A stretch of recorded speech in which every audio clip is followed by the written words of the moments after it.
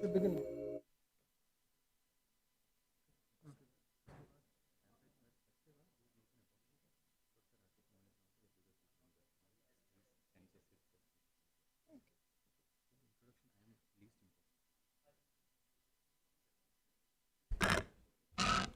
Good morning, ladies and gentlemen.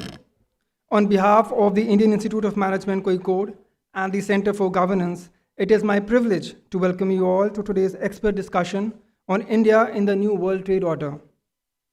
India today stands at a critical juncture in global trade. The imposition of the Trump-era tariffs, particularly targeting steel, aluminum, textiles, and other strategic exports, has disrupted long-standing trade flows. For India, these measures has resulted into rising costs for exporters, reduced competitiveness in key markets, and heightened uncertainty for businesses already navigating global supply chain disruptions. Beyond tariffs, the wider wave of protectionism from the US to Europe has challenged the principles of free and fair trade. At the same time, India's ambition to expand its manufacturing base and integrate into global value chains faces headwinds from these new barriers. This makes today's discussion timely and important. The theme of the day focuses on how India is navigating the evolving landscape of global trade, tariffs, and geopolitics. We are fortunate to have with us a distinguished panel of experts, thought leaders, and practitioners. We have with us for today's discussion Professor Vipin P. Vittal, Faculty Economics Area, IIMK, Professor Abhinav Anand, Faculty Finance, Accounting and Control, IIMK, Ambassador Rakesh Sood, Ambassador Sujata Mehta, Mr. Biju Govind, Senior Journalist, The Hindu, Ms. Simran Sodhi, Senior Journalist and Columnist, and Mr. Somnath Behra, Business Head, Indian Subcontinent TRC International Australia. We look forward to engaging sessions with the rich insights today. I now invite our dignitaries to light the ceremonial lamp, marking the auspicious beginning of today's events. Guests, you can come on stage. And I also invite Professor Rajesh and Professor Abhinav for the lamp lighting ceremony.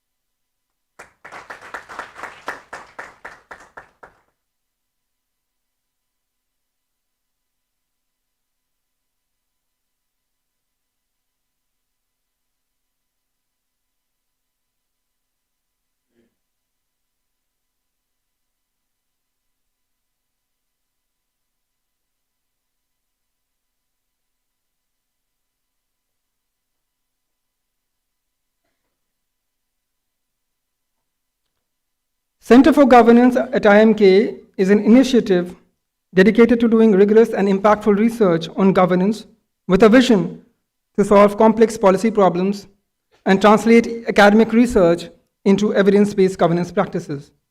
In partnership with bureaucrats, government agencies, and other organizations, the center performs robust research aiming at the sustainable transformation of governance systems.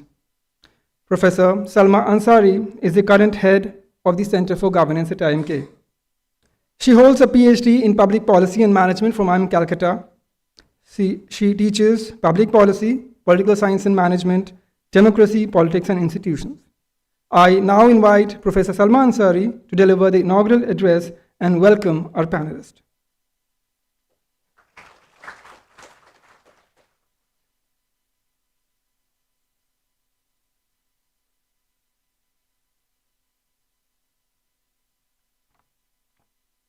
Good morning to all of you. Thank you so much for coming here today. On behalf of the Center for Governance and Professor Vipin, I welcome you all to this expert panel discussion on India in the New World Trade Order. Center for Governance is pleased to host this talk just at the right moment. We see when we look at the world around us, we find ourselves at the cusp of a lot of wars and conflicts. With the establishment of organizations like United Nations, we thought very optimistically that we have put an era of wars behind us, but that's not the case. We see around us a lot of conflicts, and India has found itself amidst a trade war, a very uncalled one for. So what we are trying to do here as a part of this activity is trying to understand from various perspectives as to what is happening actually. How do we respond to this? So we have a very diverse set of people who would provide their perspectives, starting from Ambassador Sujata Mehta, who would tell us about how to make sense of this entire process as far as bilateral relationships are concerned, to Dr. Rakesh Mohan, who unfortunately is not with us here today because of some health concerns that he faced. We do have Ambassador Rakesh Sood with us. We would also listen from Ms. Simran Sodhi, who's a journalist. We also have Mr. Somnath Behra, who would talk about how industry is trying to respond to this crisis that we find ourselves into. We also have another journalist with us. We have Mr. Biju Govind, and also the in-house faculty.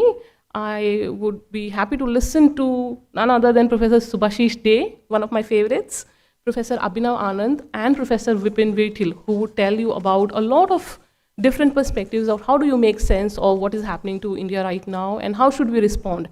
As a secular democracy, what are some of the responses that we can choose even if it's a trade war.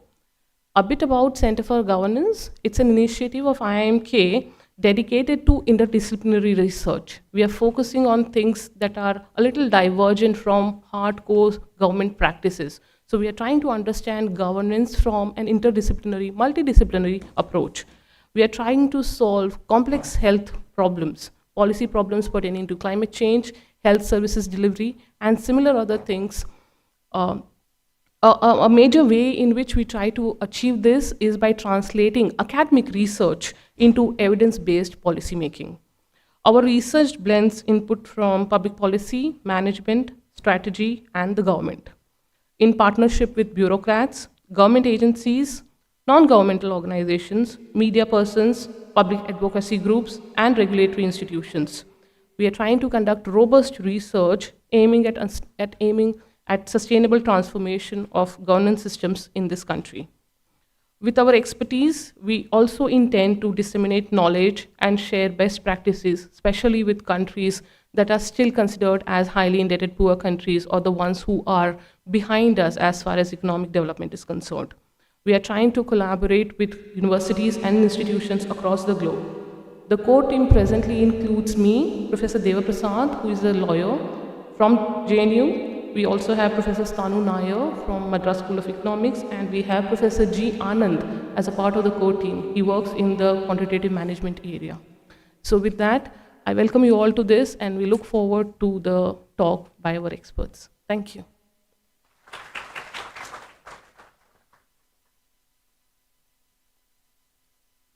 Thank you, Professor Ansari. Now for the welcome note, we have Professor Subhashish Dey, who will focus on the topic trade tariffs and the future of global trade. Professor Dey is a faculty in the economics area at IIMK. He is the current chairperson of India-Japan Center on Climate and Culture. He is a former dean of faculty and administration. He teaches organization and market economics, business and government, and monetary economics. Professor Dey received his PhD from Ohio State University, USA. Now, I now invite Professor Day to come on stage, please.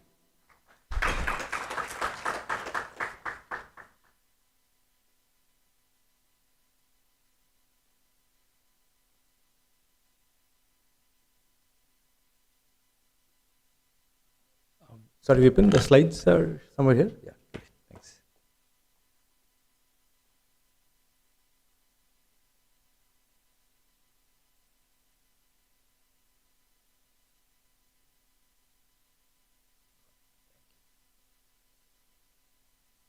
First of all, thank you, and it's good to see students from IMK and beyond in this particular session of ours. Of course, I should thank the Center for Governance to help us discuss and debate such a relevant and timely topic that requires some sort of a thoughtful perspective from many different sides of the aisle. And I hope we get a very strong and powerful insights coming out of as this particular session.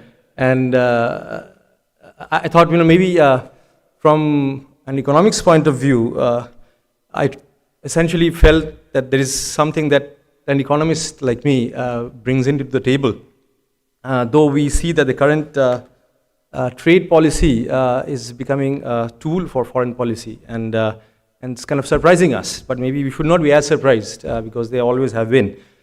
And what I've done technically through this particular issue, it's more like a big picture, yet a little bit of details on the current trade patterns, and that's where typically almost an economist would always focus on. So let's understand a little bit on the key trades that we do with some of our partners. If you just see the top 5 exports that we have, and exports today form around 22% of the GDP. Engineering goods, petroleum products, electronic goods, gems and jewelry, and drugs and pharmaceuticals. That's the key 5 exports from our country, and the places where it primarily goes to, of course, US is very important, then it's UAE, Netherlands, and UK, and then China. Top 5 imports, which is essentially roughly 27% of the GDP. It's crude oil, electrical and electronic goods, precious metals and stones, coal, as well as chemicals, both organic and inorganic. And the primary importers are essentially, we import from China, Russia, UAE, US, and Iraq. As a share of total exports to the US, India became progressively more dependent on the US. And US export share progressively increased from 16% in 2018 to 20% in 2024. This is partly, of course, we all know that partly is because of COVID and because of the geopolitics. The China plus strategy, plus one strategy, must have been a goal for this particular reason why India became a little bit more dependent. We thought we will be an alternative to China in terms of global supply chains. And that's the reason why I believe this has happened. And exactly the opposite has happened when it comes to China. From 2018, their exports, at the total US exports as a part of total exports was 20%, and today has come down to 15%. So exactly opposite pattern you see when it comes to India and China. What are our top 5 exports to the US? That's something that we should probably think about. A is engineering exports, engineering goods, electronic goods, which is currently thankfully out of tariff, and drugs and pharmaceuticals also currently out of tariff, and gems and jewelry, and apparels and textiles. These are top 5 exports.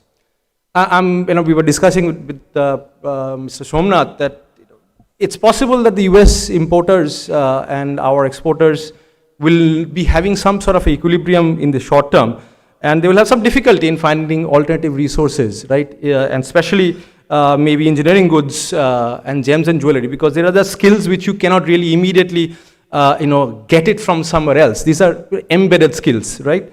But when it comes to textiles, and that's our only sector, I believe, a little bit of vulnerability exists, especially if you see the competitors' tariffs, Bangladesh, Indonesia, Vietnam, and Cambodia. They have much lower tariff, and textile sector is a sector which is particularly vulnerable to the tariffs that we have seen in the recent past. I hope, right, and I hope our exporters would retain their margin. even though it is a cost to their volume, if they do that, and collectively the world exporters have some sort of a pass-through from their higher tariffs to the US prices, the CPI numbers will show in the near future. And if the CPI numbers are not up to the liking, it is possible that there could be serious implications, especially when we know that the 2026 midterm elections are coming. And almost every economist who is following this particular tariff environment today predicts that in the next 6 months there will be a higher inflation rate coming in the US, especially as a result of the pass-through from the tariff to the US domestic prices. And also there's a potentially of a contraction in the US economy. And the recent job numbers that we see today would be very, very indicative that the future may not be as good. The Trump economy is kind of faltering. And that's good news for us because we know that political cycles and economic policies are correlated, and hopefully as a result of this particular change and the reduction of the US economy and the higher inflation rate would most likely lead to certain checks and balances on this particular policy. But we should not be very, very hopeful on that, given the intensity of the MAGA movement that we are currently facing. So of course, if you see the Chinese economy's kind of adjustment to the new world order, China over the years gradually reduced its dependence on the US and created alternative markets like ASEAN, Middle East, and Africa. India should think very seriously about these alternative markets to kind of diversify our exports and not be too dependent on a single market. India unfortunately exited the RCEP, which was the biggest FTA, and the reasons possibly could be that we were worried about the Chinese imports coming and flooding our market, and our industries will suffer. Also, there's a vulnerability from the agricultural exports from Australia, New Zealand, and Southeast Asia that would have made this particular choice. And lastly, I think the Galwan, and the border tensions must have played a role in our exiting this particular one, right? And if India wants to rejoin RCEP, which is a possibility that everybody is discussing, we definitely need a China strategy, right? And that's where I think maybe a little bit of discussion would be useful. If we see what are our key imports to China, we pretty much export very little stuff, but our key imports is what maybe I should focus on, is electrical and electronic goods, starting from circuit boards to boilers, you name it, right? Chemicals, both organic and inorganic chemicals, plastics, optical photo and medical devices, and iron and steel. And China, even today, accounts for 56% of our total critical minerals imports. India imports 70% of the active pharmaceutical ingredients, which are the APIs, which are used to formulate drugs. 76% of our imported solar panels and 66% of imported solar modules are of Chinese origin. China, beyond India, processes 60% of the total world's lithium, 73% of cobalt, and 68% of nickel. China controls 90% of the world's rare earth magnet production. China produces 61% of the global natural graphite and 98% of the final process material, making it almost impossible for anybody to create an EV battery ecosystem without Chinese participation. China has a near monopoly expertise in the rare earth separation process that involves almost 15 stages to achieve a 99% purity for EV battery.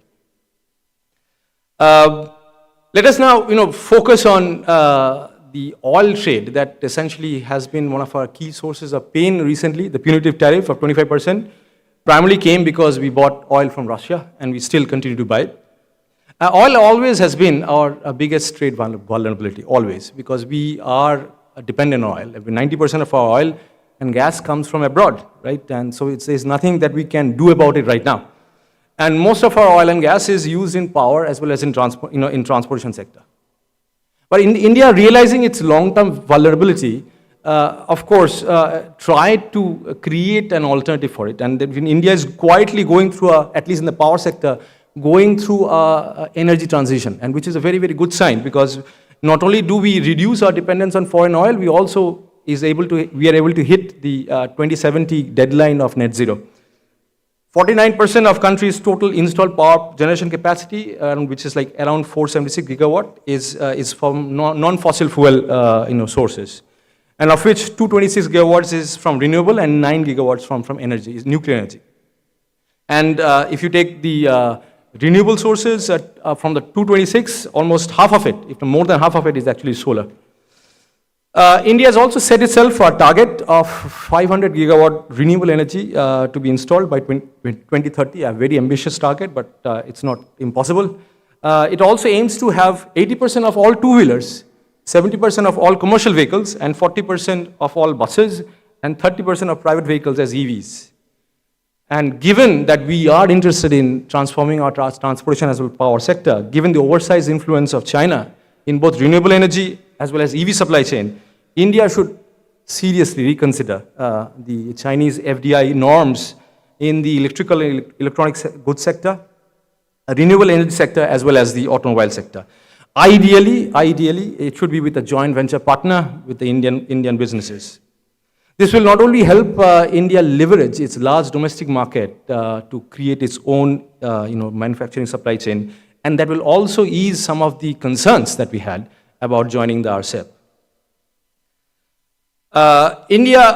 If India today, right, kind of stops buying Russian oil, right? So, if you kind of try to understand, why can't we do this, right? Why can't we suddenly say, let's not buy Russian oil, let's avoid the 25% tariff that is hurting us, right? And there will be concerns because this is not going to be free, it will be costly. And many estimates which are coming out, and I believe it's roughly true, if India today halted the Russian fuel imports, the fuel bill is estimated to go up by $9 billion in 2025-26 itself, and $12 billion in 26-27. And that will be primarily because the moment the Russian oil becomes out, essentially that particular pressure on the oil prices will make India buy in the international market at a much, much higher rate. India, of course, as a result, these are seriously large numbers, not something that we can just ignore. $9 billion, $12 billion are serious implications of stopping today the Russian oil. India has, of course, rightfully decided to continue purchase of Russian oil and has decided to shield the economy, primarily by creating an environment where the domestic market gets boosted, and the GST 2.0 is a sign of that particular policy change, and hopefully more will come going forward. And also we have believed that the government has taken a stance that we will support the vulnerable exporters to a large extent to somehow manage this current crisis. If you think about the use of energy in India and going forward, World International Energy Agency predicts that global electricity demand from data centers in 2035 is going to be exceeding 12 terawatt, or roughly 3% of the global electricity demand from data center itself. Right? Data centers, primarily because of use of AI, would be a big part of our energy demand. And if India wants to play a role in creating its own AI ecosystem, this becomes a very important goal for us, right? And nuclear energy suddenly is becoming more important for that particular understanding of energy mix. Small modular reactors, if you do not know what they are, just go to YouTube and you'll find out. They're essentially, nuclear reactors which are much smaller in terms of capacity of generation. They're usually created and built in a factory, and then as Lego bricks, they're essentially assembled in a particular area. And we believe that going forward, this SMR technology is going to be very important for managing our energy requirement well beyond what we have right now. Not only because we need to hit our target for net zero, but also will be also reducing our burden on oil imports. India set itself, and it's very, very important to know that India has set itself a target of 100 gigawatts of nuclear power generation capacity by 2047. From 9 gigawatts today. It's a huge jump, right? And SMR is key to that particular one. Russia, of course, we know that is a world leader in civil nuclear power generation technology, both in terms of cost as well as reliability. Rosatom, which is the Russian nuclear power company, is the only supplier in the world that provides an all-inclusive package for its customers. It builds reactors, it trains the staff, it also helps in managing the safety of the nuclear power reactors. It also helps the countries to meet the NPR regime requirements and they also provide financing. More than that, they also reprocess the nuclear spent fuel for its customers. And they are one of the biggest players in the nuclear energy market. Russia and China are the only two countries in the world with an operational SMR nuclear power plants. And India wants to build more of that using their help. If one ignores the long-standing Russia-India defense partnership, the potential benefits of an India-Russia energy partnership is enough, I believe, to outweigh the current trade costs that we are going through. So in conclusion, maybe we can think about that it's always risky. It's always risky to be dependent on a single market, either for your exports or imports, because that particular dependence will be a source of your vulnerability. And we believe that when it comes to exports, diversifying away from the US market as much as possible, as soon as possible, would be something that we need to focus on, especially countries unexplored or partially explored for our exports, which is the Middle East, the ASEAN, the Oceania, as well as in Africa. And diversification is the key to that particular strategy. And when you come to imports, of course, we know that China is very important for most of our critical imports. We have to think about import substitution to some extent, and the FDI policy is critical in making us achieve that. And one of the most interesting things that we are seeing people comment on, right, is that trade policy is today being used as a tool for foreign policy, as if it was never there. Trade policy was always a tool for foreign policy. It was always part of it. It is right now. It will always be. So we should be, planning for it, and we should be essentially understanding that this is one of the ways we can actually think about diversification and import substitution, especially through our FDI policy. And that's all I have to say in this particular debate of ours, and hopefully from the experts that we have today, we will learn a lot more, and this is my 2 cents into the debate. Hopefully it kind of helps create a little bit more discussion. I'll be happy to take some questions if you require any clarifications on anything. Yeah, no issues. I'm fine. Anybody with any questions, any ideas that we have missed?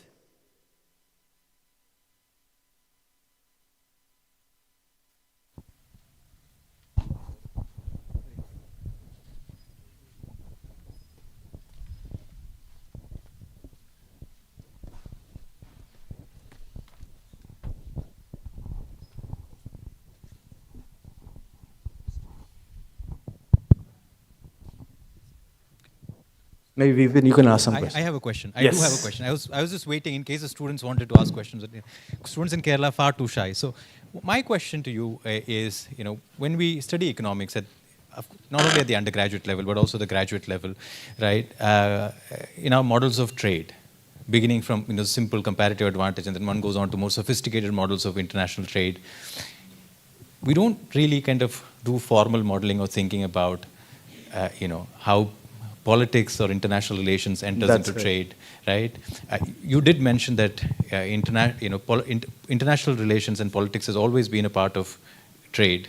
It is a part of trade now. It's going to continue being a part of trade. So you differ from the sort of general public opinion that this has come out of nowhere. This is a new strategy. Yeah. But if what you say is true, isn't it odd that in our sort of regular curricula you don't find an embedment of, one would have imagined that trade models embed some sense of political economy, and we just don't see that.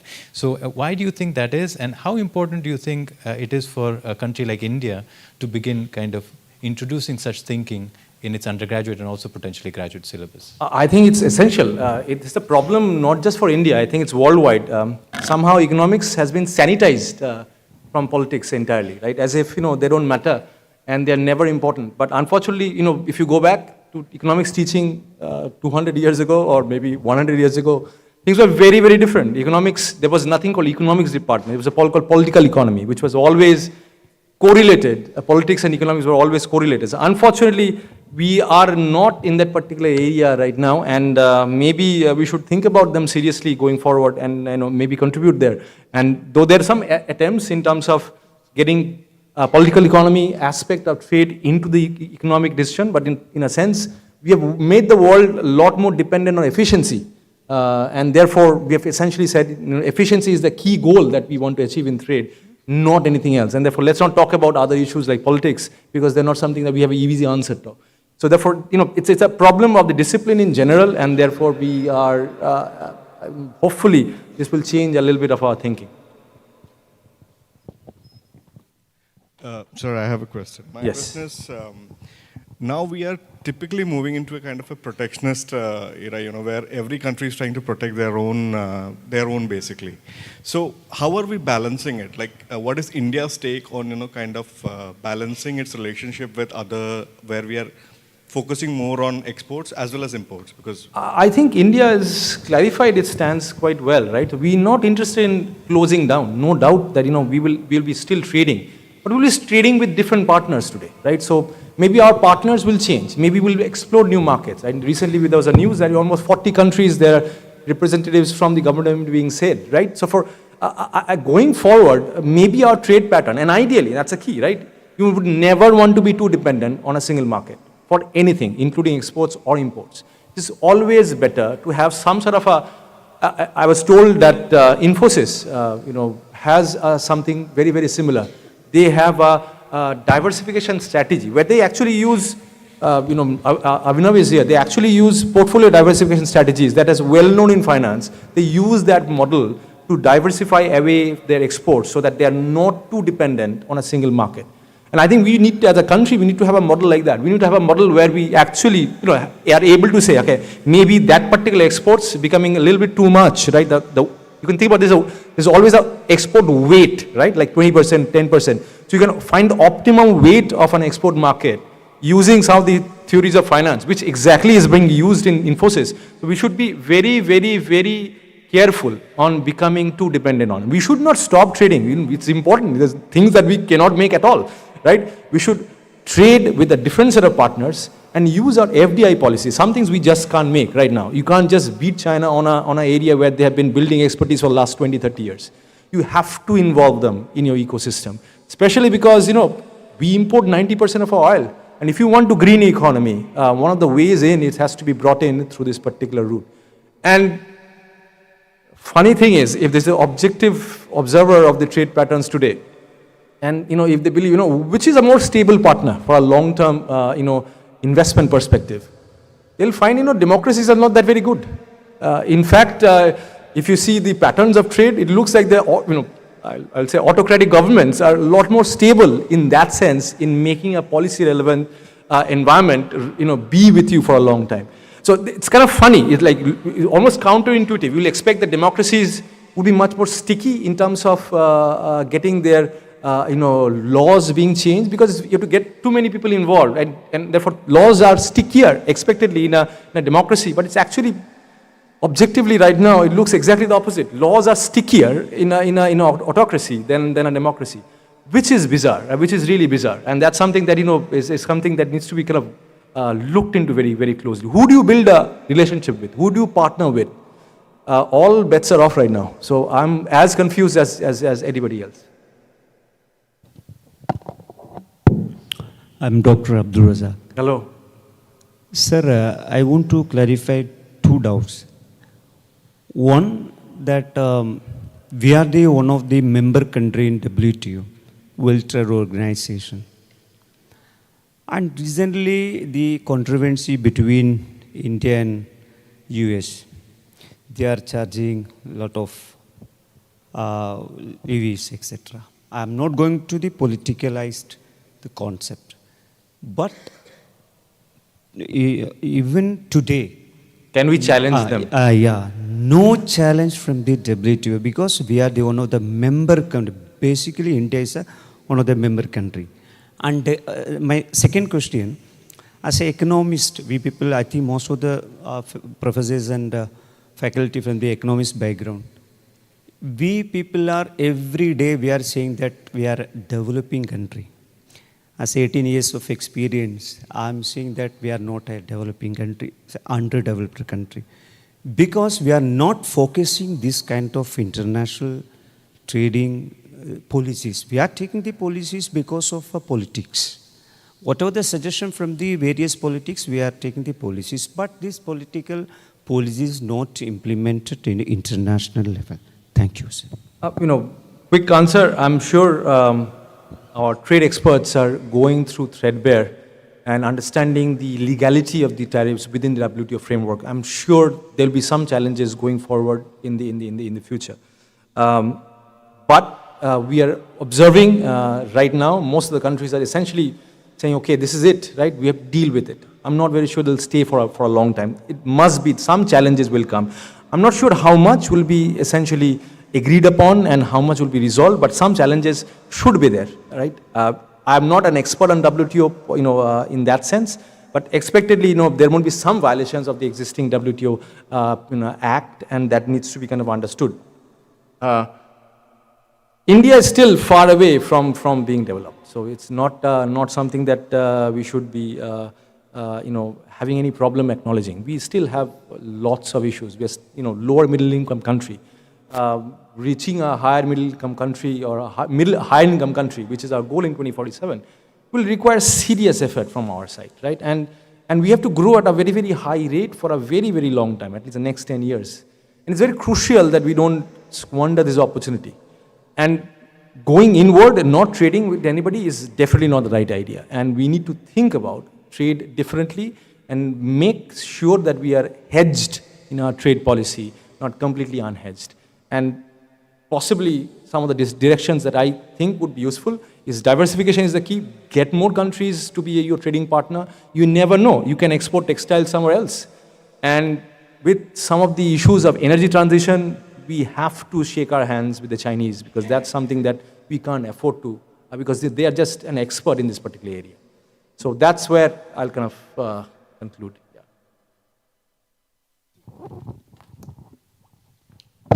Great, thank you so much, and I'll look forward to the discussions going forward.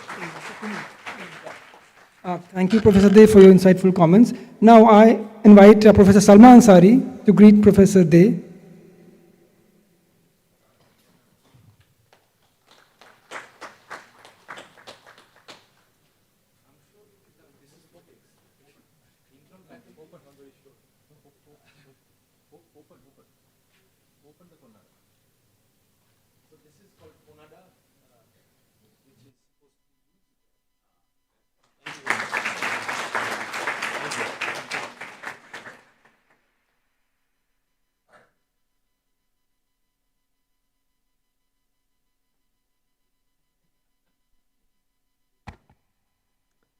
Ladies and gentlemen, our first session today is on international trade, prosperity, and protectionism.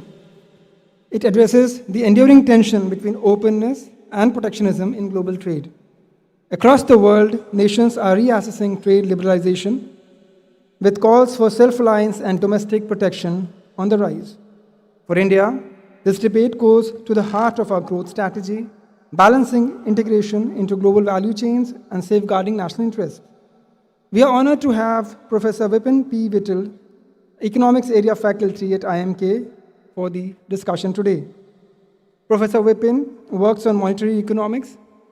He has received his PhD from George Mason University, USA. Professor Vipin's guide is Richard Wagner, and Richard Wagner's guide is the esteemed Nobel Prize winner, James M. Buchanan. And Professor Vipin incidentally told me that James M. Buchanan established the economics area department at the George Mason University. So I invite now Professor Vipin P. Vittal to deliver the lecture.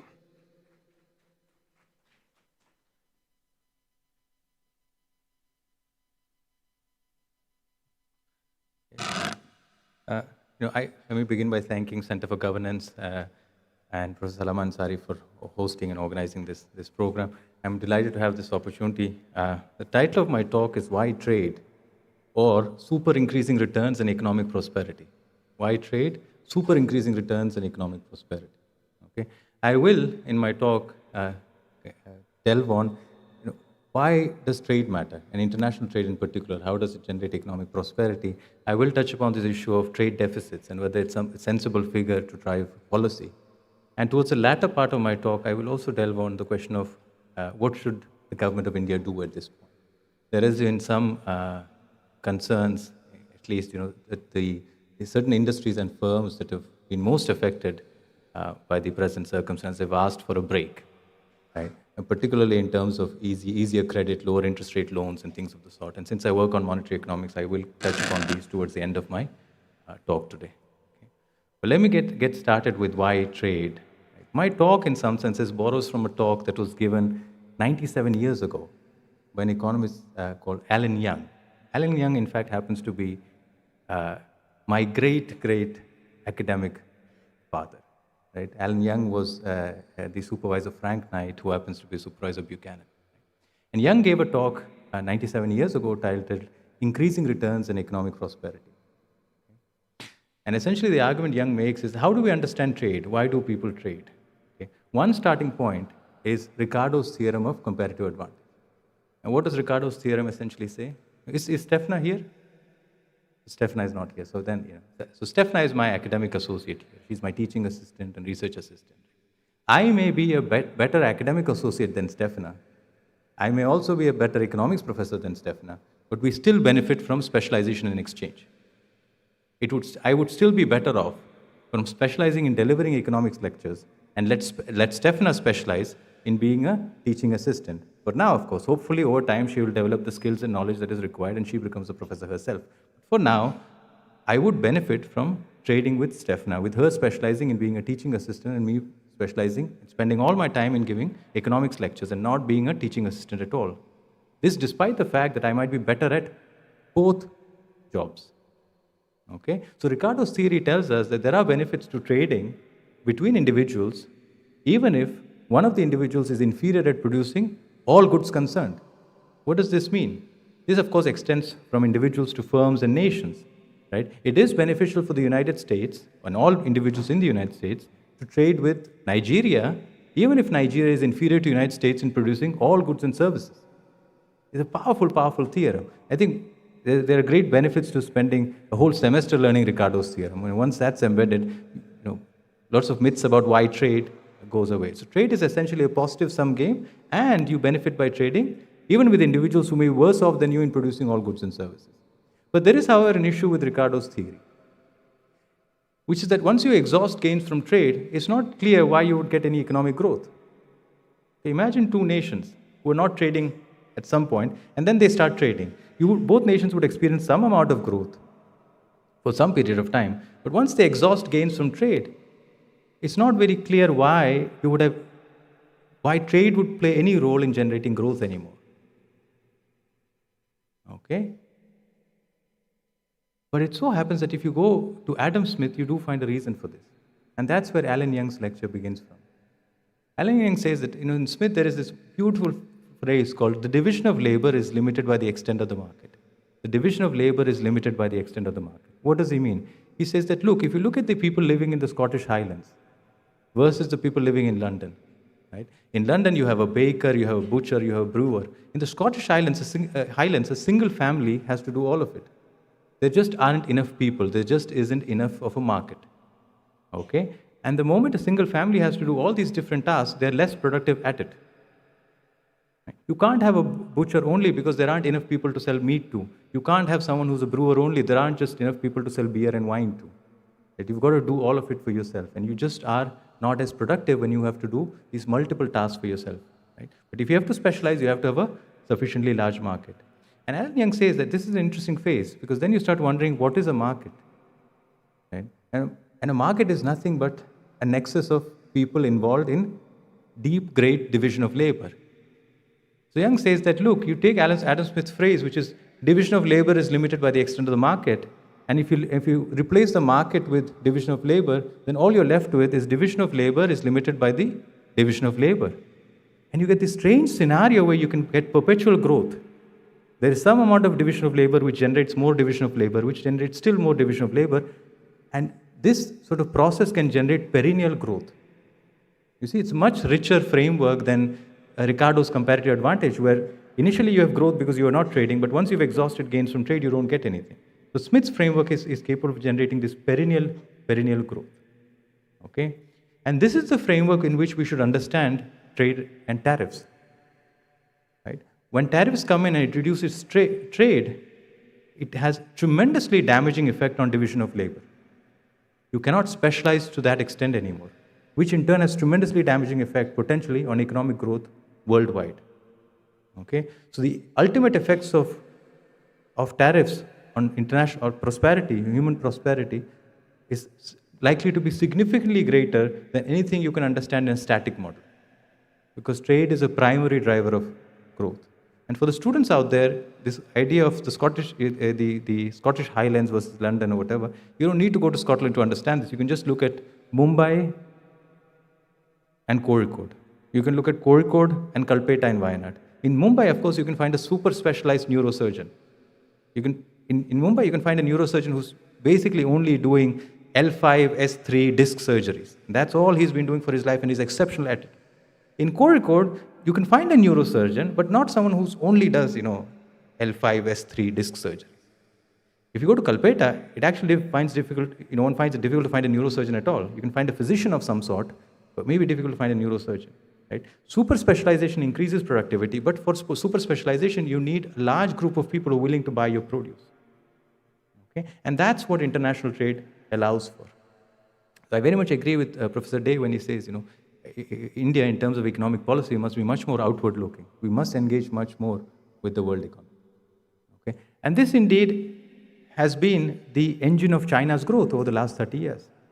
Yesterday, Ambassador Rakesh Sood and I were talking. He tells me that, look, Vipin, if you think about the 1970s, if you think about the time Deng Xiaoping came into power, China's per capita income is roughly comparable to that of India's.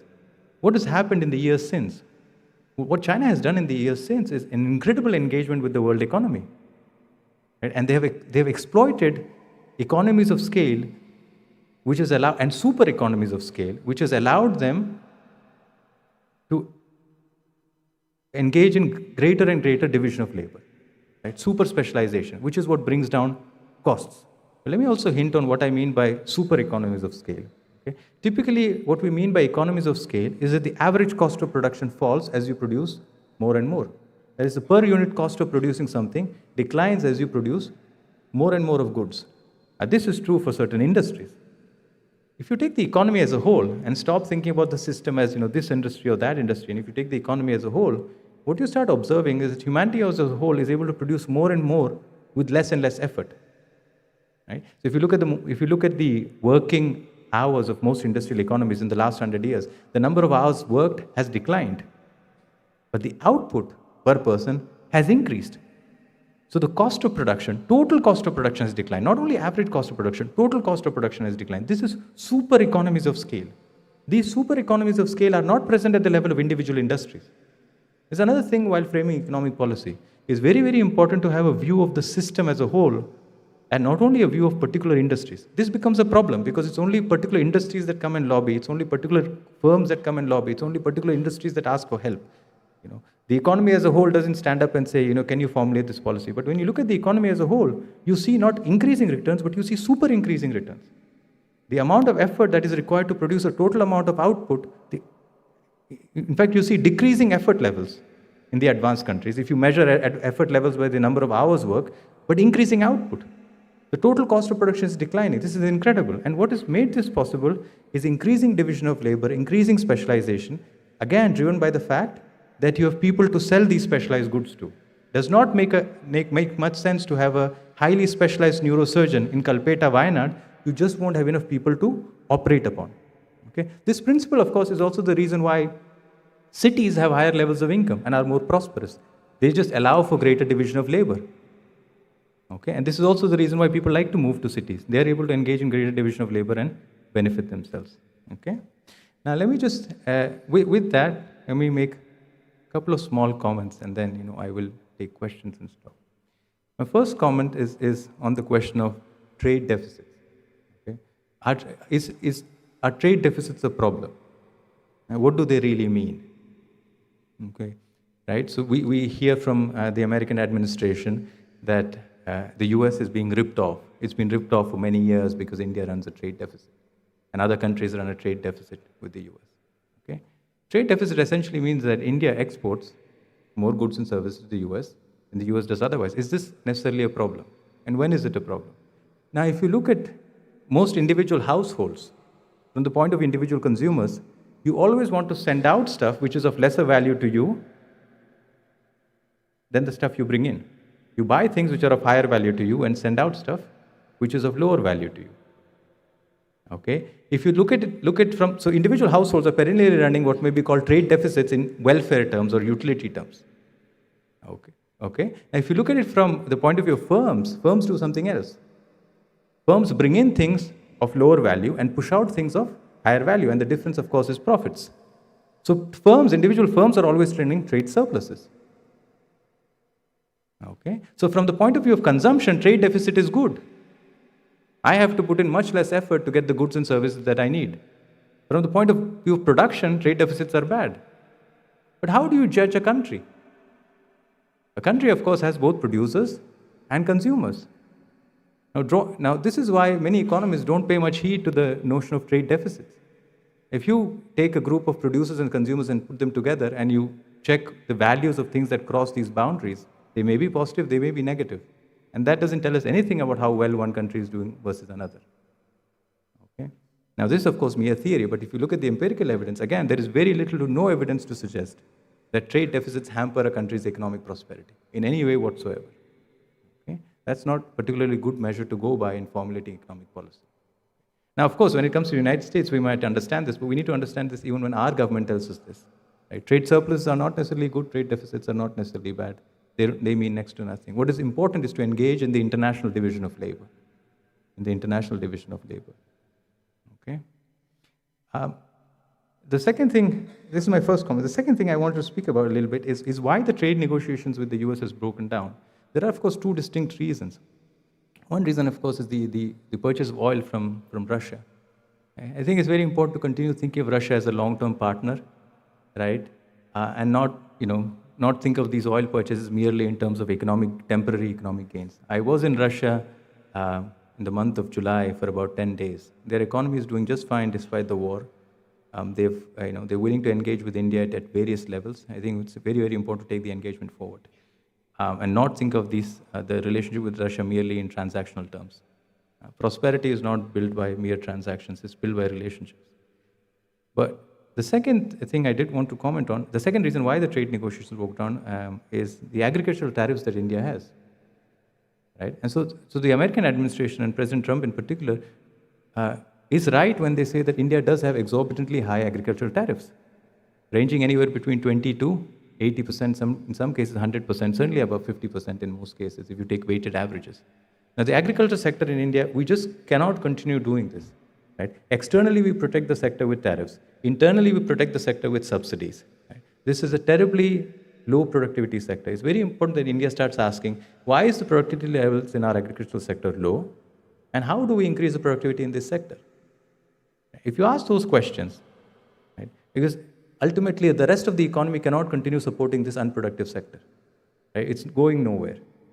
Right? It's not good for the rest of the economy, and it's not good for the people in the agricultural sector. Now, if you ask how to increase productivity in the sector or what's stopping the increases in productivity, you will see lots of policy handles don't lie with New Delhi, but they lie at the states. Right? So if you look at the agriculture sector, one thing that's stopping the sector from growing is the fact that land parcels are terribly small. And there are laws which prevent farming that brings together large swatches of land. Even today, for instance, agricultural land cannot be sold for non-agricultural uses, but even putting agricultural lands together to large-scale farming is hindered by land ceiling acts which go back several decades. There are exceptions made here, there are exceptions made there, and so on and so forth. It's also very difficult to bring in capital into the agriculture sector. Of course, it's generally difficult to bring in capital into many sectors of the Indian economy, but the agriculture sector in particular. Right? So it's very difficult to bring in capital. This is something Delhi can do something about. But as far as land goes, electricity goes, even some amount of the road infrastructure goes, these are all state subjects. So I think it's very, very important that the state governments play a more important role in driving this country forward. There's far too much emphasis put on what Delhi can and should do, and far too little responsibility put on the states as far as economic prosperity is concerned. Okay. The last thing is the monetary policy question. I do not think that we should address this issue through monetary policy. Okay? There are members of certain industries and certain firms who have asked for a break in terms of lower interest rates or interest-free loans for short periods of time, and for very valid reasons. Right? I have, in my conversations, private conversations with certain individuals and certain firms who export marine products, a large part of their exports going to the United States. They rely a fair bit on working capital, right? So they would have an order slip from a customer in the US. Right? They'd go to their bank and say, look, I have got orders worth, I don't know, let's say 100 crore, 10 crore rupees or whatever. I need working capital, and I'm going to, you lend me the working capital. Once I, process the order, send it across and get paid, I'll pay you, right? And that's how this works. Now, it turns out that the banks have now started restricting the amount of working capital that can get. In fact, banks have started telling them we can't, perhaps it's not a good idea for us to even process the loans that we have agreed for, because your customers are calling you and they are, even the orders they have placed, they're saying don't send the goods. Okay, so it is true that these firms are under severe stress. The issue only is that it's a real economy issue. This is all emerging from the fact that markets have dried up. Credit is merely following real factors. It is not the role of monetary policy to try to fix real problems. Right? In fact, if indeed lower interest rate loans are provided to these companies, then you will have one of two effects. Either you have greater inflation, which again is not very desirable, or if you lower interest rate for some and don't do anything for the interest rate for others, you'd get greater inflation. But if you lower interest rate for some, or increase credit to some and reduce credit to others, then other industries would suffer. Neither of these is desirable. Right? The idea instead would be to see what we can do internally, and there is a fair bit to do internally. There is a fair bit to do internally in terms of, again, going back to what Professor Subhashi said, in terms of engaging more with the world economy, engaging in the global division of labor, reducing our own hindrances to exports, right? Making our ports more effective, increasing internal connectivity, and so on and so forth. Let me stop there. The big sort of takeaway, I would say, from my talk is how do we see trade and how do we understand the costs and benefits of trade. It's very important to go away from Ricardo's model of comparative advantage to Smith's idea of division of labor limited by the extent of the market, which is division of labor limited by the division of labor. So you get this you can have perennial economic growth. There is no end to this as long as you engage in international division of labor. Thank you very much.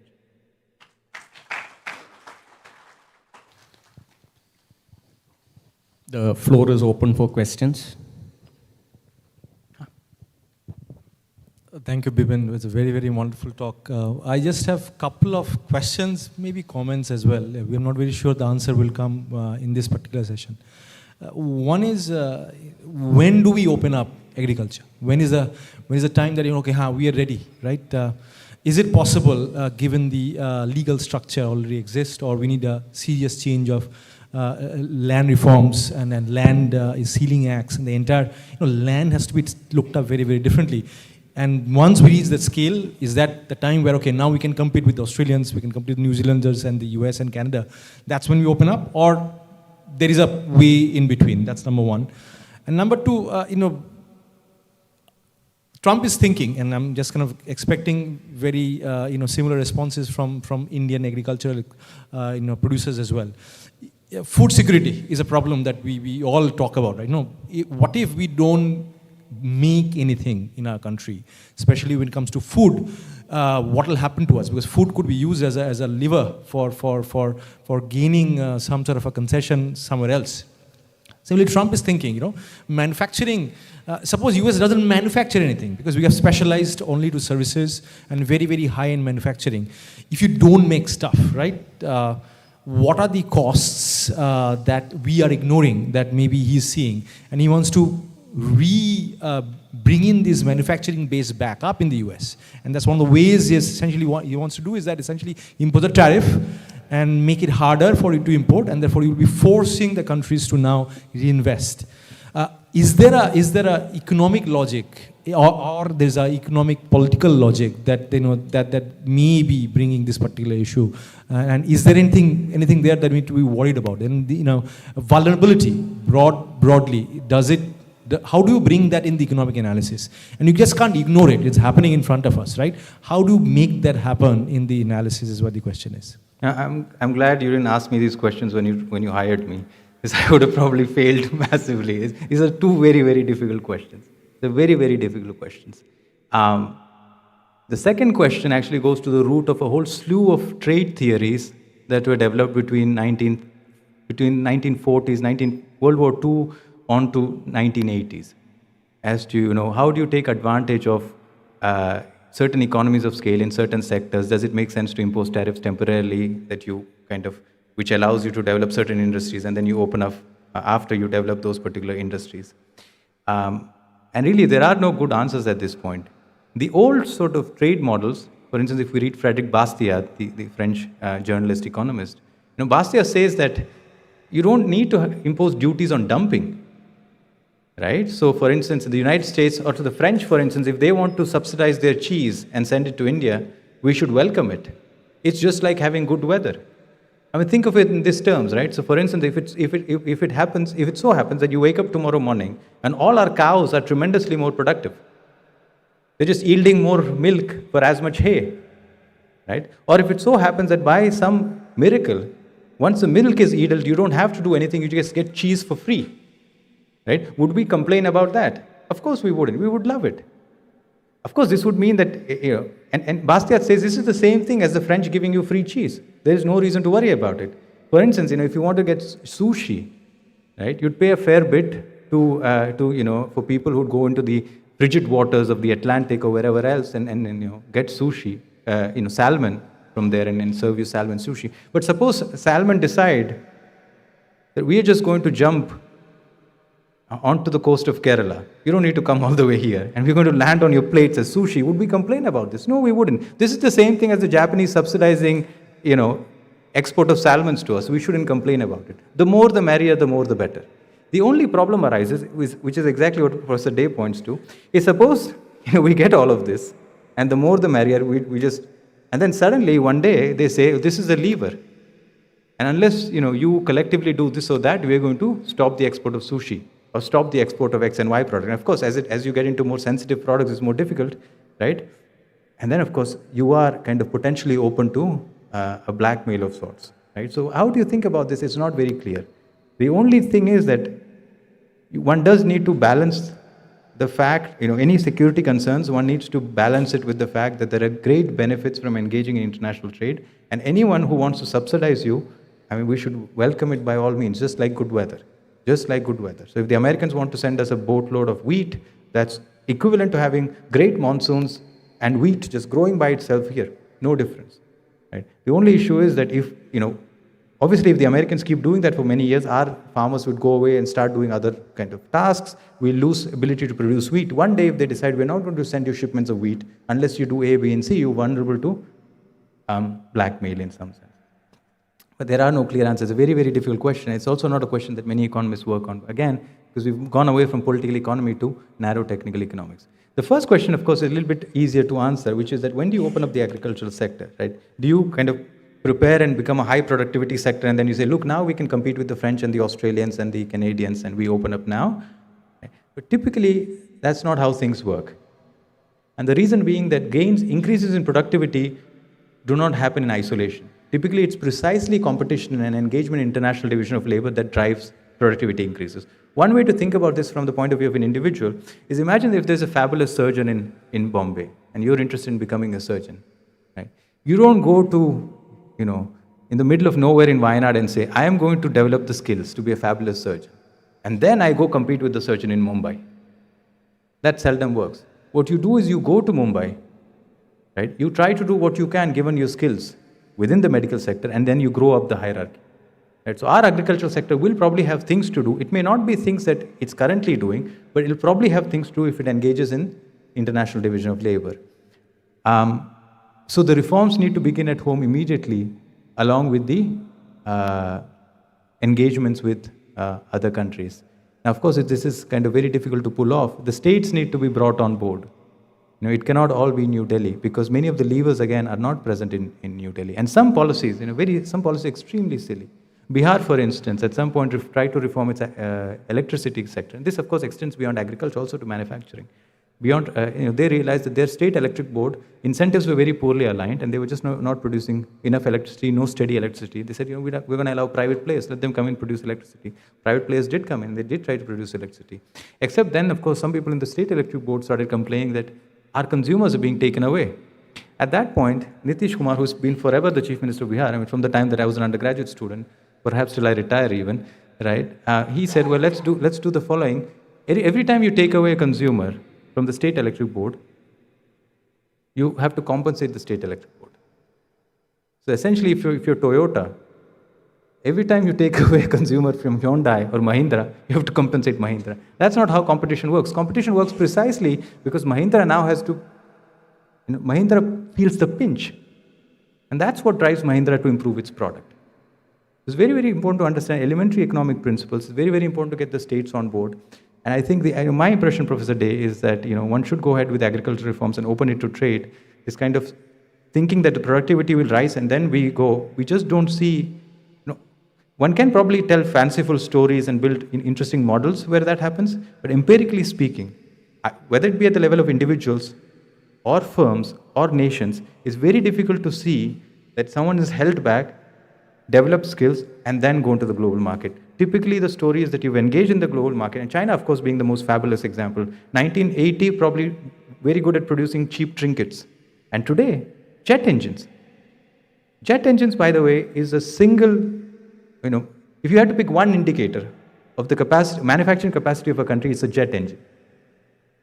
Okay? The reason being jet engines are under tremendous stress and they tend to melt because of the high heat. So lots of parts of jet engines are made in single mold. The moment you have screws or you have edges, these are exactly where the melting happens.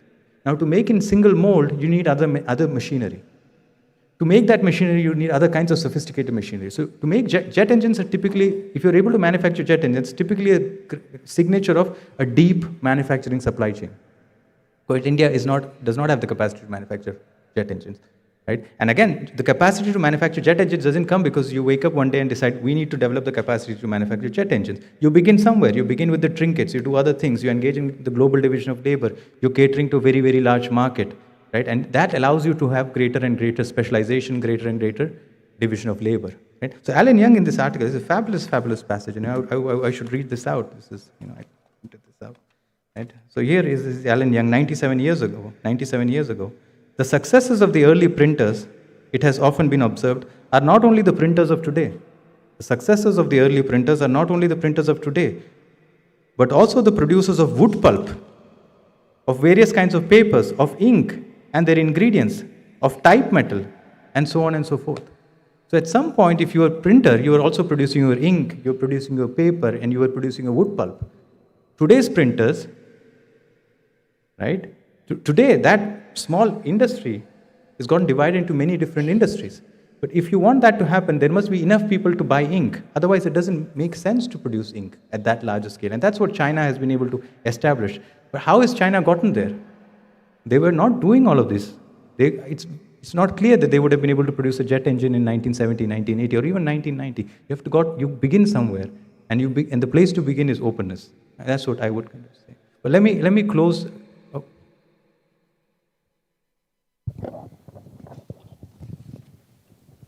I have a question to do with your point about reforming agriculture at this point, about the importance of reforming agriculture. This is a topic which will come up later because there is a fair amount of comment one reads about using this moment to go back to a deep reform strategy, whether in terms of labor, whether in terms of land, that this is perhaps a 1991 moment again. Now, what we are not saying, and I haven't seen any reflection of that, is the need to also look at investment in agriculture, not necessarily in terms of corporatization of agriculture. I'm not talking of the land laws that didn't go through, which were withdrawn, as the reform that is needed, but as a strategy to actually equip people in the agriculture sector to be, in a sense, future ready, whether in terms of investment in their health, education, and so on, so that they can actually seek productive employment elsewhere, or in terms of great agriculture credit.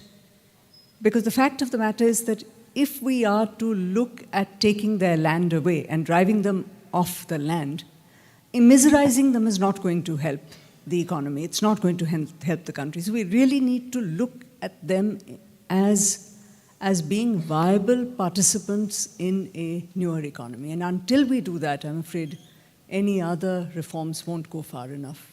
Your comments on that? Yeah. So in terms of land, I mean, for the students here, a little bit of history before I, answer Ambassador Sujata Mehta's profound question.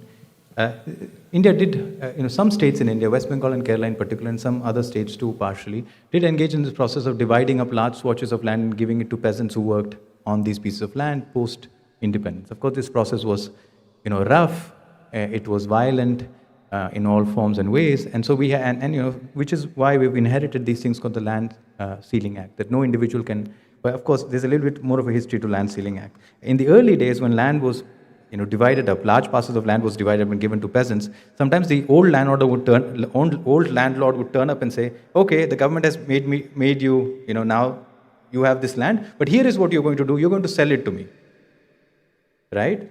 And I am going to decide at the price at which you're going to sell it to me. And they would essentially take the land back.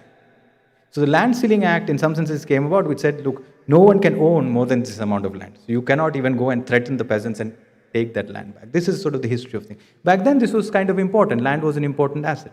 Now, of course, in the economy we live in, there are many other assets. There is human capital. There is other kinds of capital, right? Land is not necessarily the most significant asset.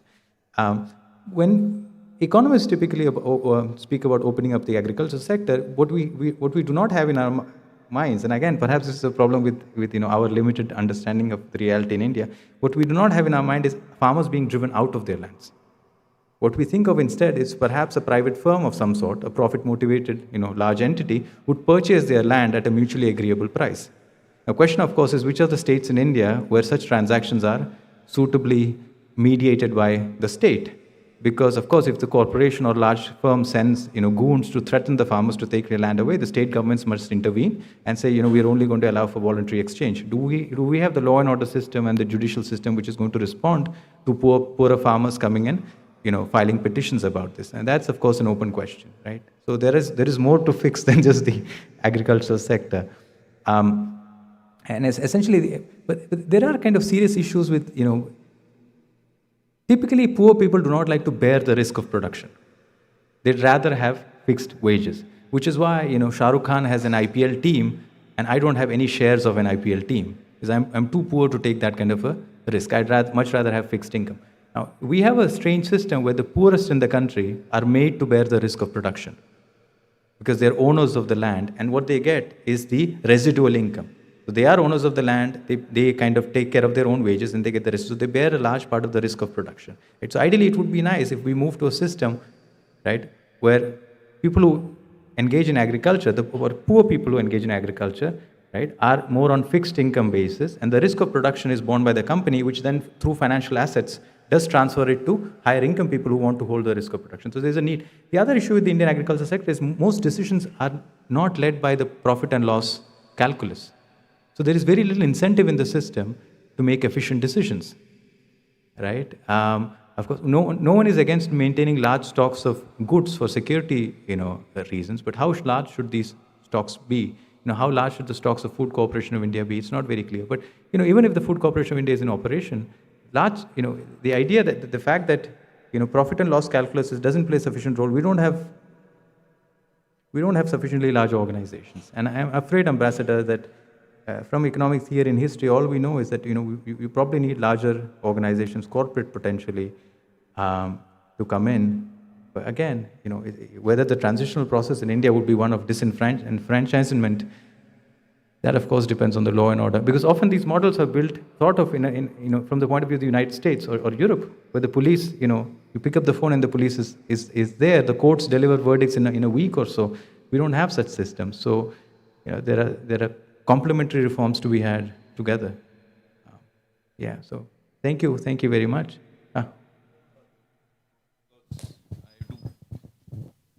I have studied agriculture and then, studied agribusiness, practicing agribusiness.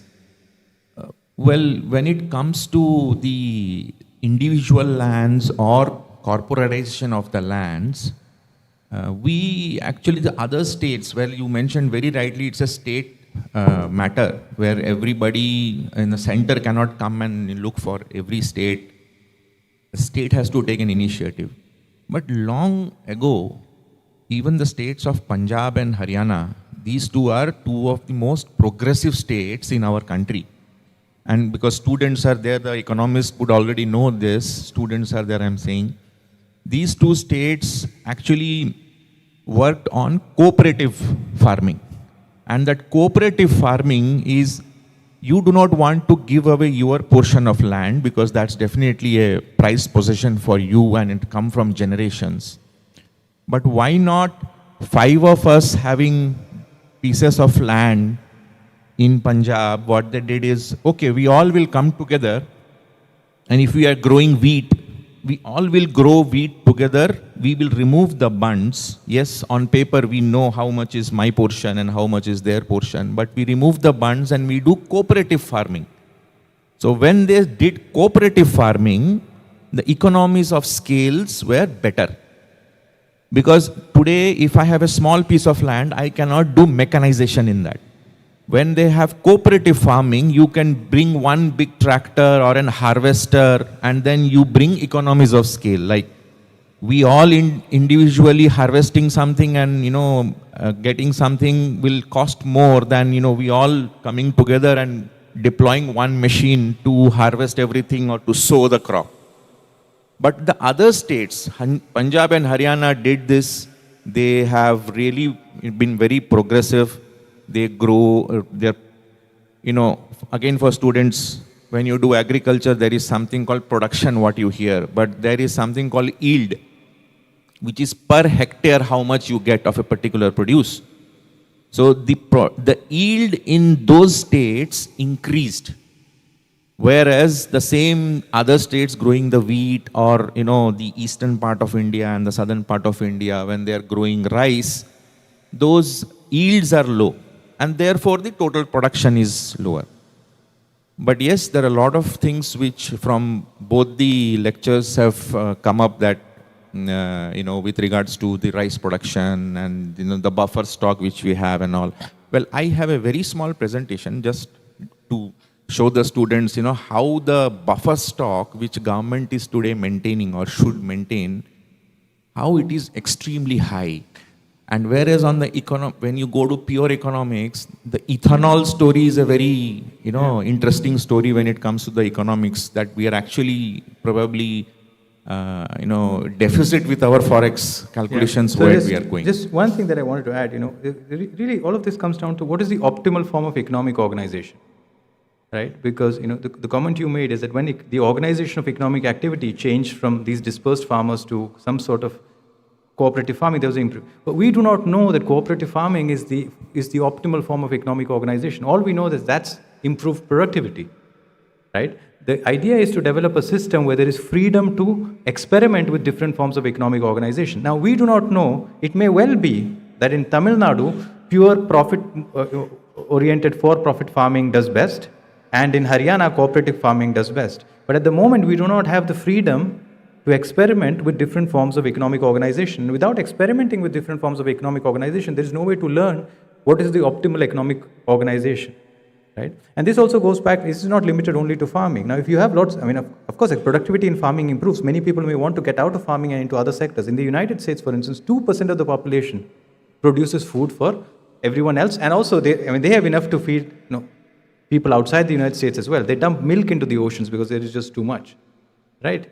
Now, if we move from 50% of people, 40% of the people engaged in agriculture to 10%, the other 30s over long periods of time will move into other sectors of the economy. There you need freedom to develop new firms, and experimentation, of course, means failure too.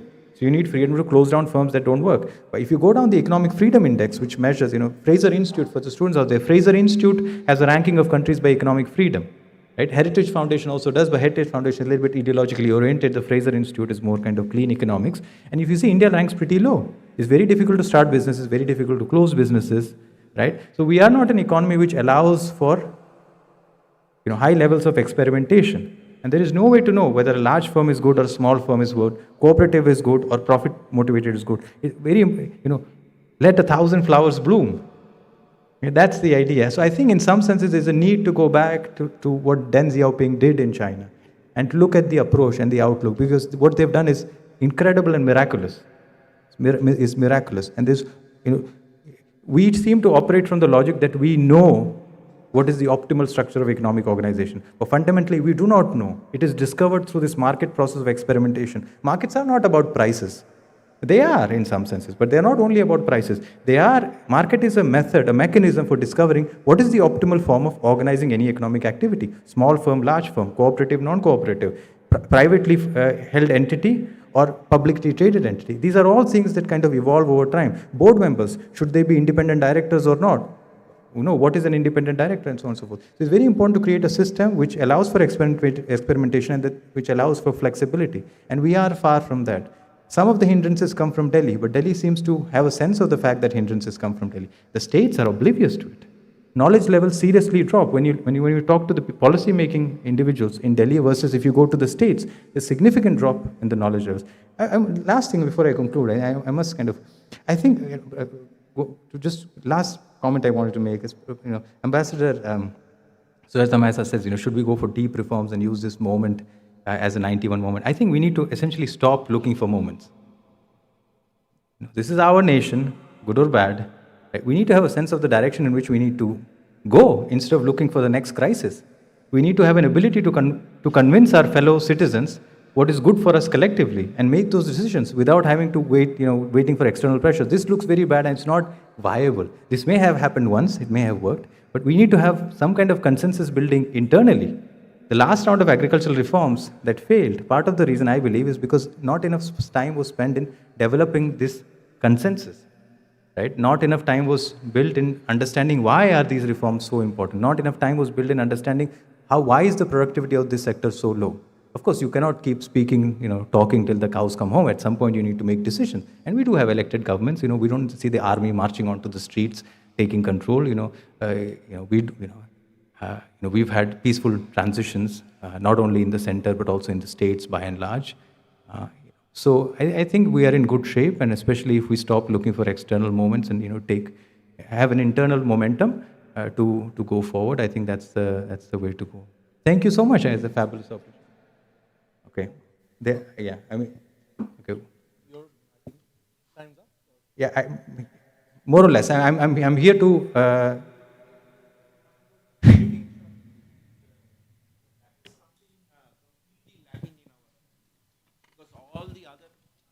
Nations where I, seen worked in USA, on Australia and all that credit insurance for farming or farmers and all, that is one area still today, but if you say you want to come up with something, what happens to my crop? Because the farmers in other countries are way more secure. It's not very clear that the government of India would be the best agency to understand or price these risks. Yeah. Right? Not to say the farmers should bear the risks, but what kind of organization would allow the farmers to not bear the risk, take the risk, and transfer it on to, large corporations, for instance, do not bear exchange rate risks.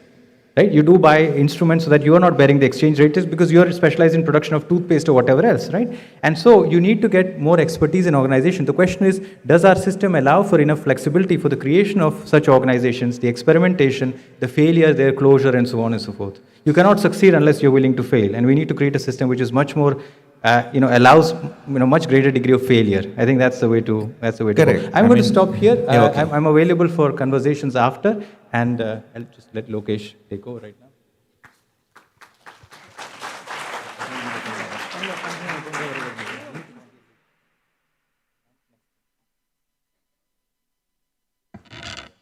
Our second session for today explores the theme Impact of Trump Tariffs on Indian Businesses. This session turns to the direct consequences of US tariffs on Indian businesses. The Trump administration's tariff on steel, aluminum, garments, and a range of other exports has hit Indian firms hard, forcing them to divert trade flows and rethink global strategies. The broader uncertainty has made investment planning difficult across industries. We are privileged to have with us today for this session Professor Abhinav Anand. Professor Abhinav Anand is a faculty in the Finance, Accounting and Control area here at IIMK. He has done his PhD from SUNY Stony Brook Institute, New York. Professor Abhinav's research interests span the fields of financial economics, game theory, corporate finance, asset pricing, corporate governance, banking and risk management, quantitative finance, among other things. The second panelist for today's session, we have Mr. Biju Govind, senior journalist, currently chief of bureau for the Hindu Group. Mr. Biju Govind has been associated with the newspaper for over 2 decades and reports extensively on crime, law and order, governance, and civic issues in the Malabar region. Over the years, he has covered a wide range of developments, including political transitions, social movements, infrastructure challenges, and community affairs in northern Kerala. His reporting is noted for bringing attention to both grassroots concerns and wider policy implications. The third panel member for today's discussion we have is Mr. Somnath Behra. He is the present country head, TRC International Australia. In this role, he oversees operations and strategic initiatives across the region, driving business growth and strengthening market presence. Mr. Behra has a deep understanding of the agribusiness sector, with a particular emphasis on crops and commodities. His experience spans various facets of the industry, including procurement, supply chain management, and business development. I now invite the panelists to come on stage and begin the discussions.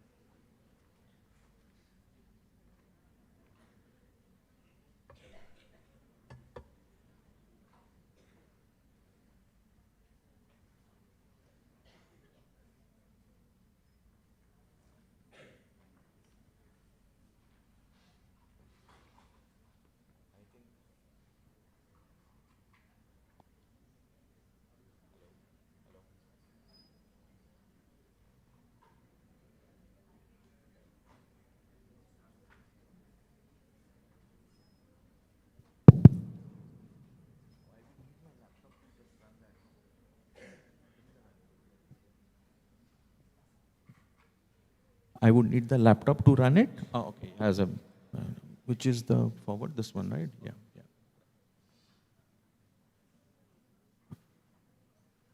I think for this particular panel discussion, we are self-moderating ourselves. And well, as I introduced, I'm Somnath, and an agribusiness management. I've done my agribusiness management from an institute called Manage in Hyderabad, which was the first institute to introduce full 2 years PGP program in agribusiness management. And then I have worked with companies like ITC Limited in their international business division, which is now called agribusiness division, for 5 years, and 10 years with this company called Seaboard Corporation, which is a US public limited company. And now I'm working with a company which is an Australian company, as well as we have an office in Malaysia. So what I do primarily is complete commodity trade in agriculture, all agricultural commodities, mostly grains, pulses, oil seeds, and different kind of meals. Because for cattle feed, you need soybean meal, rapeseed meal. These are very big products which are globally traded.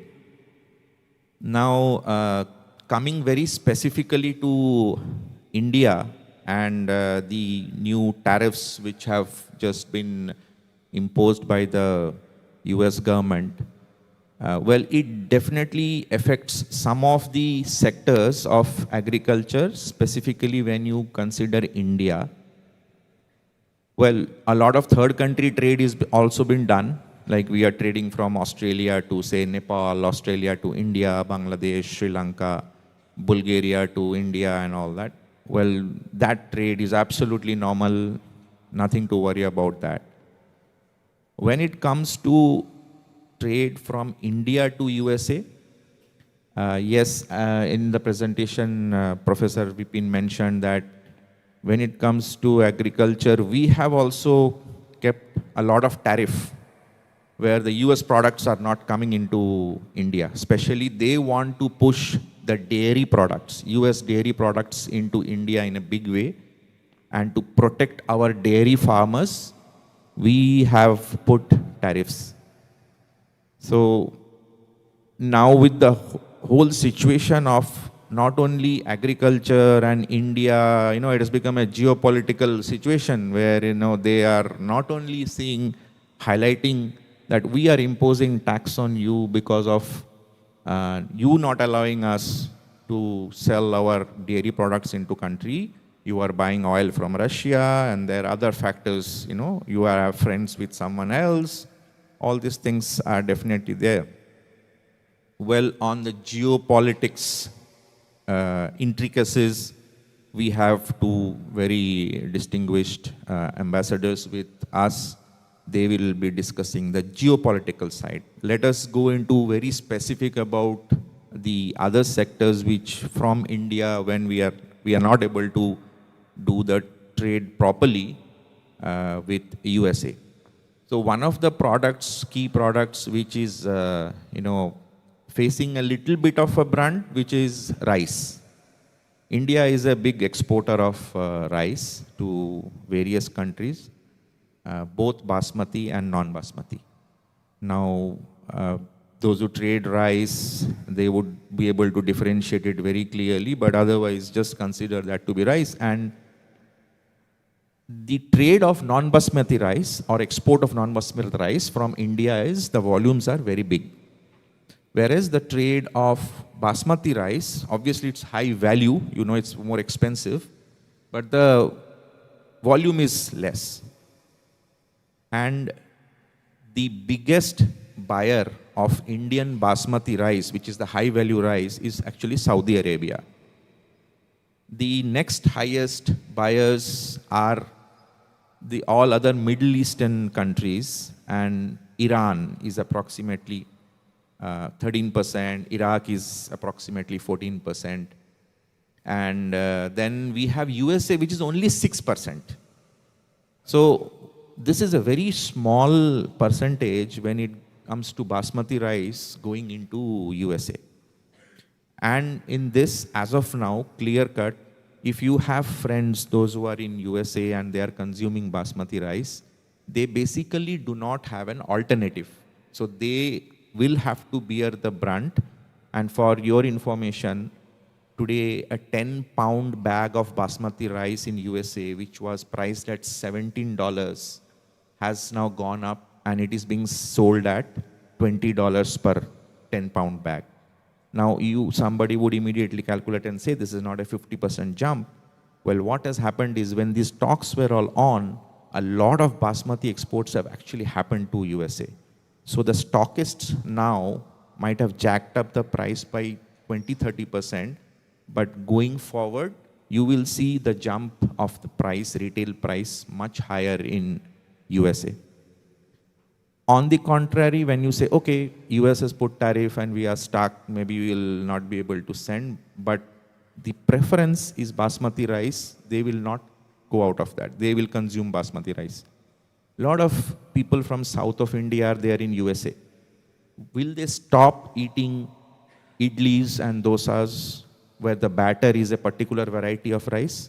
There is no replacement of that particular rice which can actually be ground and make the batter for idli and dosa.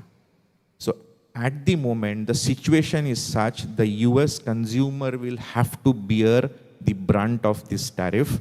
Indian business of rice is kind of insulated. On the other hand, Philippines has in fact opened their doors to buy the Indian rice. And Philippines buys close to 2.5 million tons of rice every year from various origins. So they have opened the doors for us. So already an alternate market and a door has been opened for that. Anyway, there are other sectors like the shrimp business, which has been affected because 48% of it actually used to go to USA. Well, I have other panelists who would highlight on the other sectors of this particular tariff effect. So over. Thank you very much. So I'm not an expert in any one sector, so I wouldn't be able to shed too much light on what's going to happen in sector-specific areas. But my comments will be a little more general. And a lot of what I wanted to say, Subhashish and Vipin have already said that, so they've stolen my thunder. But that's okay. I would just add to that a little bit. I almost completely agree with them 100% on what they've said. But I also think that we should have some optimism also. I know tariffs are going to be hard for the export-oriented businesses and sectors, but I also feel that people saw it coming and now they've had time to prepare, and I have immense faith in the capacity and creativity of humans, and especially when economic matters come to the discussion. So, there are many ways in which the blow can be softened, sometimes by government support, and I will speak a little on maybe what could be done, but also by the exporters themselves. For example, we have bilateral investment treaties or free trade agreements with several intermediate countries. By intermediate, I just mean non-US countries. For example, with the UAE, we have a setup in which with as little as 10% we could export to them. So exporters are not being stopped by anybody from having maybe a subsidiary in the UAE, which is doing the bulk of the exporting, say, 6 months from now. And that will not face the 50% tariff that they will face if they were headquartered in the in India. And by the way, we need not tell those exporters, by the way, why don't you set up a factory in UAE and export from that? They would have figured it out by themselves much earlier. Because humans are far more creative when it comes to their own self-interest than we tend to appreciate. So that's one of my claims, that many of the exporters, many of the people who are going to be directly impacted by tariffs, they will find very creative and innovative ways to protect themselves. That being said, I do understand that there are many sectors which are going to bear the brunt of the burden when it comes to tariffs, and so there is a case to be made out for targeted short-term government support. It cannot be open-ended because we don't have the fiscal capacity to help everybody out. As it is, our fiscal deficits are way too high. And it's very difficult to get them under control even after a lot of efforts. And so we cannot give open-ended support. So there should be maybe a triage system where you look at which sectors, which firms are getting the most impacted. We can categorize them into, say, small impact, medium impact, high impact divisions. And for those which are extremely impacted, maybe there could be some kind of short-term credit with sunset clauses as against their inventory perhaps, or perhaps other targeted support, some of which was carried out during COVID. So it's not that the government has not done it before, and it's not that it wasn't successfully implemented before. So I am optimistic from that perspective that short-term, highly targeted lending against good collateral can be done, and with clear sunset clauses, which can temporarily, or in the short run at least, improve the finances of the sectors that are badly hit. And so exporters are very creative. Trust them to find what's best for them. B, targeted government support can help them. And I'm sure some measures are being talked about as we speak. And the third thing is there will be some creative distractions because of these tariffs. And that's unfortunate. Jobs will be lost. But maybe that's something we can't control 100%. In this creative destruction, my opinion is that the firms that are already perhaps more profitable, more innovative, or perhaps leaders in their segments, they may tend to get out of this entire tariff drama stronger than before. And perhaps the firms that are lagging behind, they may be the ones who will be going out of business more often than not. So if employment is a concern, which I think there is, government support should focus on the sectors which are more employment intensive, which are more labor intensive, and the support should be targeted, it should be short term, and it should be phased out in a short period of time. Say you have, say, a large amount of support for the next 6 months, then maybe half of that, and then 6 months after that, no support at all. So you will have a clear roadmap that you will have some support, some financing available for you by government for maybe 6 months to 12 months, but after that you're on your own. So that's my 2 cents, my beginning remarks, and I'll forward it to the next person. Thank you. My name is Biju Govind. I'm a journalist with the Hindu newspaper. I am working here in Calicut for almost 25 years. Previously, I was with the Indian Express. I had a brief stint in New Delhi also. I will compliment to what you were saying, Abhinav. That is, this is an opportunity for us to revisit where we lost some of our policies. And as Professor Dev was earlier telling, every trade policy is a link to a foreign policy. Previously, the Britishers, what they used to say is that we neither have friends nor foes. We have our own interest only. Perhaps India too is thinking on these lines now. We have neither friends nor foes. We have only our interest in our geopolitical, or you call it a multipolar ambience, as it is slowly emerging. Now we do not know where the scales are tilting towards which side. With the Trump's tariffs, imagine the first Trump policies were also not so favorable to India. Imagine if he was continuing his second term consecutively. we had a 4-year gap. But Indian government didn't had that phase. So perhaps I shall relate an example, a personal example. As you were, some 6 months back, my son was applying for higher studies. And I asked him why he hasn't applied to any US universities. Some 20, my son is just 23, 24. And he was telling me, something is brewing. 6 months back, there would be. At that time, his inauguration was not done, US Trump's. So now he has applied to a European country. And perhaps if a student of 20s can think on these lines, obviously the government, our policy makers should also have an idea about that.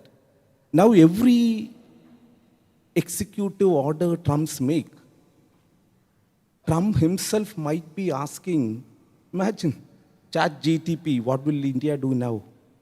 Or he might be confused with that and he might be asking Perplexity, what will India do now? What will Modi do now? Even then he might be confused and he might be asking DeepSeek. So he will be getting a Chinese viewpoint on that. Already you have got an idea about which all sectors would be affected. Professor Dev gave a very detailed, that is, if you are preparing for an IAS civil service exam, it would be good for an analysis. One sector in which Kerala would be impacted will be the apparel sector. And already one of our apparel exporters has gave a comment, this is an opportunity for us. And it is Kitex's Sabu Jacob. He was running, he exports kids wear to US primarily. And now he is telling people, see, I'm going to open 1,000 stores within 6 months in India. The same diversification also is being done, not only kids wear. He is going to make or manufacture garments for all categories of people. And in another 1 year, he says he will be opening 1,000 stores across India. And each store, he has already made a blueprint of that, which means that a store could make a revenue of 30 crore. So, which means this is indirectly the unemployment or the employment loss would be cushioned. And that model, the domestic diversification could be replicated by other firms as well. And there are people who may be asking whether we should follow the Chinese model. We can't make it a Chinese model in a very real sense, but we can ape some of their policies that suit within our democratic ambit. Imagine we had to scrap all the 3 farm laws. You know, sir, better. That it was not well thought out. Perhaps the campaign did not stuck with the people. Must have been done in a hurried manner. Now the government may be even thinking of revisiting these farm laws. There are discussions going on that. The primary focus would be some of the, which I have made a notice that the SME crisis would be there. How we are going to deal. If the Kitex's, we could think on opening more 5,000 stores. But what about the small scale industries? For that, you need to think what you were saying, the support of the government is required. And we should look beyond our geopolitical look, as they was telling, the reverse could also happen. Envisaging a foreign policy that would benefit our trade policy also. And that is what I wanted to say. Thank you, and this is an opportunity for us also.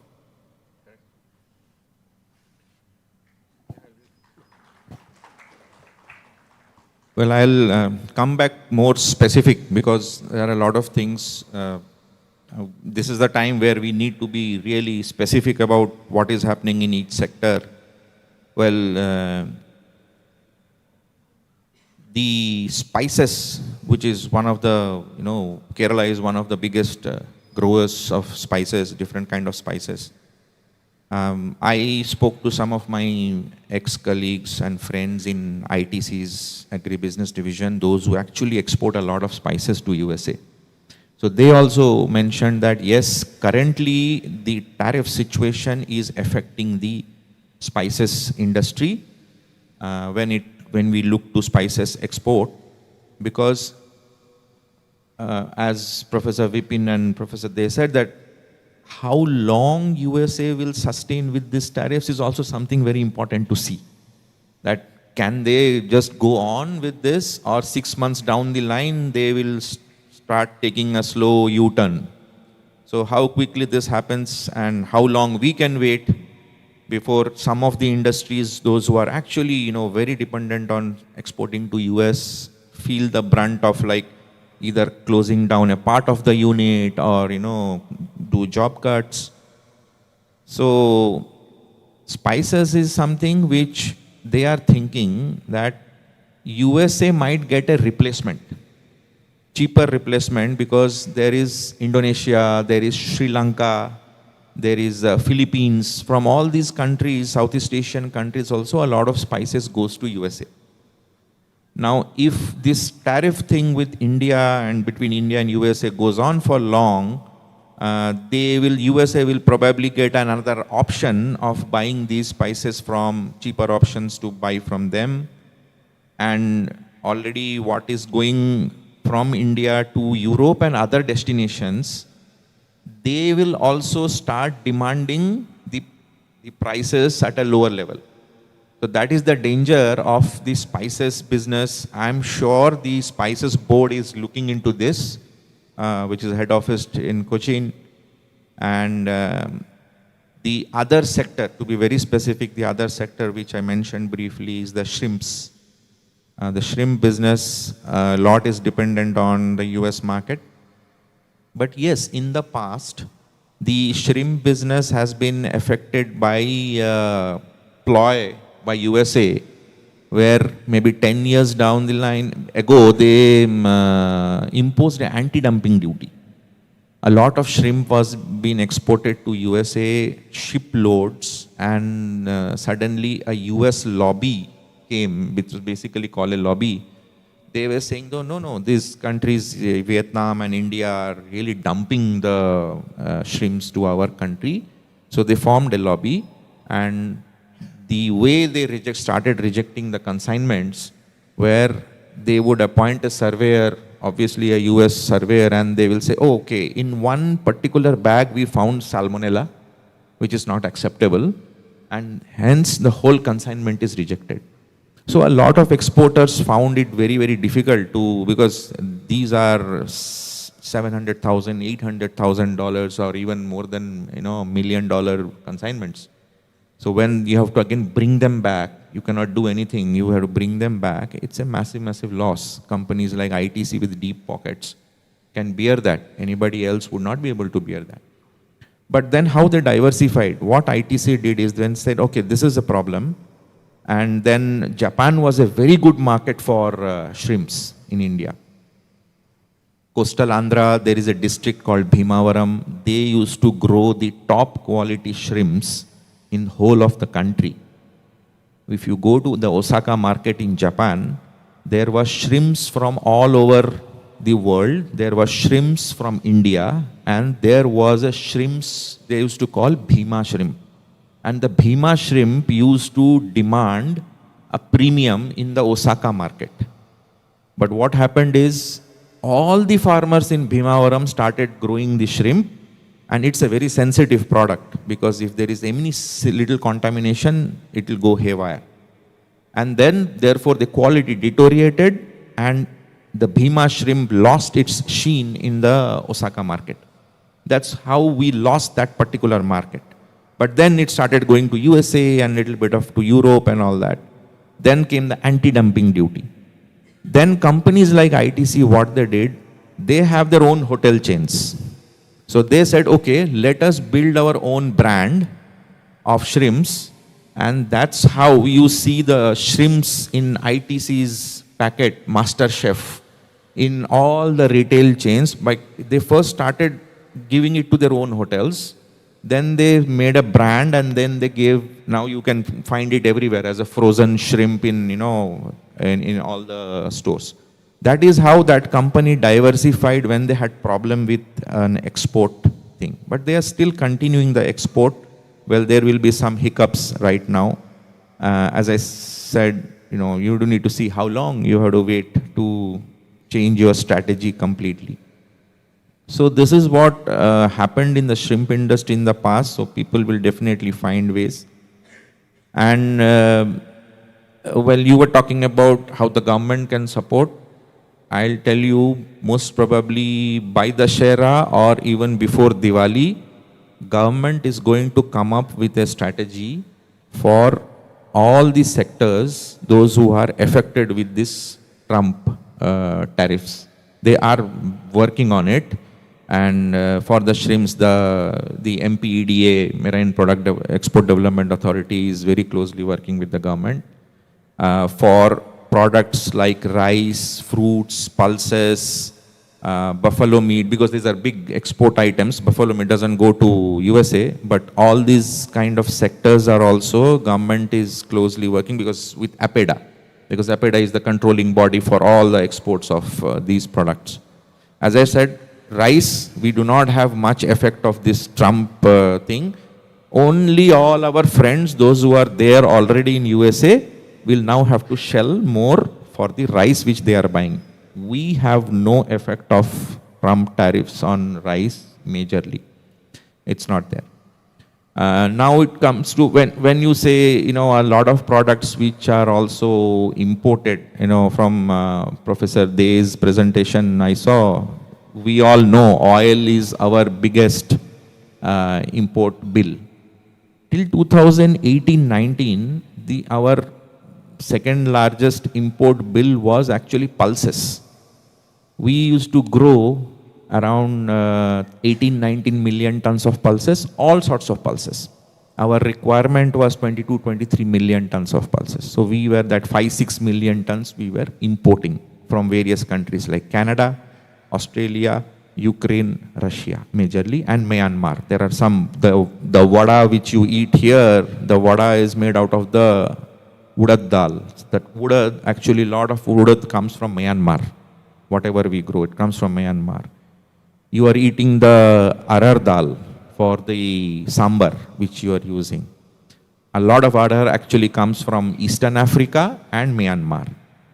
Lot of red masoor dal which we eat, it comes from Canada, Australia, and very little from Russia.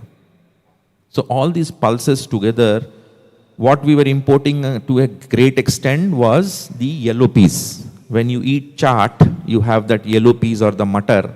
That was the biggest item which we were importing into our country to an extent of 1.5 lakh tons per month. So close to 2 million tons per year we were just importing to meet a small portion of our basin requirement. Because basin, most of what you know or don't know, I will tell you, is like ground chickpeas. So when you grind the chickpeas which we are producing to the tune of 10 million tons, we still are short and we have to import 2 more million tons of yellow peas, grind it and make the basin. But see how the pulses gamut changed. Ambassador Sujata might have been buying 10 years ago, all the dals which we had, where you realize this, were in a bracket of 40 rupees to 80 rupees a kilo 10 years ago. Any dal you go and buy, 40 rupees a kilo, the most expensive dal was 80 rupees a kilo. Now you just imagine that whole bracket of dal has moved from that 40 to 80 to now minimum 70 rupees to say 150, 200 rupees a kilo. What has happened is this, our farmers have also gained a lot because of extremely good dal prices have moved up. People are having more, it's a big protein source. So the whole bracket has moved up from that 40 to 70 to like 70 to 140. And therefore, it has helped the Indian farmers to grow more dal, more pulses. And 2018-19, their stage came from 2 million tons of import of yellow peas. Government had to stop it, restrict and totally stop it. Totally stop the dal import. So we became self-sufficient in that particular product. And that's why the import bill also reduced to a great extent when it comes to import of pulses. So when we are talking about, economics and, agriculture, production, productivity, and how the farmer is getting an help and all, this is one example over there. But yes, our policies have been sometimes very, frequent and fickle policies that, I can give you an example where, government said, okay, we will import something for the next 3 months. Then again, 3 months down the line, they say, something else. We will do it for another 2 months. In this, not only the trade suffers, but also the farmer suffers, because farmer doesn't know what to grow. Because suddenly he has put the seeds and he is sowing it, and government says, oh, no, we can keep importing this particular product. So ultimately when his produce will come, the prices will be absolutely down. So these also affect the overall, the agriculture related economy. Anyway, I'll pass it on to you for further thoughts. Thank you very much for your comments. And in a way, what you said, makes me more confident of my earlier claim that firms and people are themselves very creative when it comes to protecting their own interest. The example that you gave for ITC is a case in point. And so I would take this opportunity to maybe add on to what earlier Subhashish and Vipin were saying, and I'll just add to their points by saying that it's also a moment to look inwards and to look at ourselves and our policies and our mindset with which we have pursued these matters. And I am very sorry to say that even now, after so many decades of independence, we in India still harbor by default a very deep suspicion of business. So whenever anybody is thinking about starting a business, the compliance costs and the regulatory costs are so high that many a good idea are nipped right in the bud. They don't even come to fruition. That's, in my understanding, we are certainly not as bad as we were, say, 40, 50 years ago, where, we were not even I would say, we're semi-socialist back in the day. So it's not so bad, but still the default mode of thinking in India, unfortunately, is very anti-business. And it harbors deep suspicion about any business-related ideas. There could be some reasons for it. I'm not going to speculate. But this is a serious impediment in our thinking that I think we should try to get rid of in the coming time. In contrast to the lack of economic freedom that we have very high political freedom. If you and we want to start a political party tomorrow, we can do it within a few days without taking any clearance from anybody, without requiring government license or anything like that. All we need to do is to go and inform the Election Commission. That's what we're going to do. We'll be issued, a symbol, and whether we win or lose is up to us. But that attitude is completely missing when it comes to starting a business. So again, coming back to the big picture, the reason why I'm talking about these things is that you can improve the current situation in two ways. One is by targeted support to those who are suffering the most right now in this export crisis. I agree with that, and some, people better than me will be figuring out how to do it best. But the second thing is to make sure that you are not caught in such a situation in the future. And one way to do this is to make sure that you are on your own 2 feet, which we are not right now. Why are we not there right now? Because of my personal view is the deep suspicion of new businesses. And, I'll just remind ourselves that the 3 big, self-imposed chains that we have cast upon our own legs, and we are competing with others in a marathon race. These 3 big, self-imposed constraints are A, lack of land reforms, B, lack of farm reforms, C, lack of labor reforms. And I am still not seeing any discussion of that right now. And, sometimes when I'm pessimistic, I think that the political economy of these reforms is so toxic that it may not happen very soon. Other people, for example, you and the others, they have spoken about other matters, so, like farm, so I won't go there. But I will just come to the small and medium economy that you were referring to. Why is it that our small and medium, enterprises are not able to scale up? It's because we penalize them if they scale up. There are laws currently in our books which penalize firms if they have 100 or more employees. So in fact, there was a recent paper published using regression discontinuity designs that you find an enormously large number of firms in India which have exactly 99 employees. Why? Because the regulation, the taxes, the compliance, the red tape, it increases exponentially if you have 100 or more employees.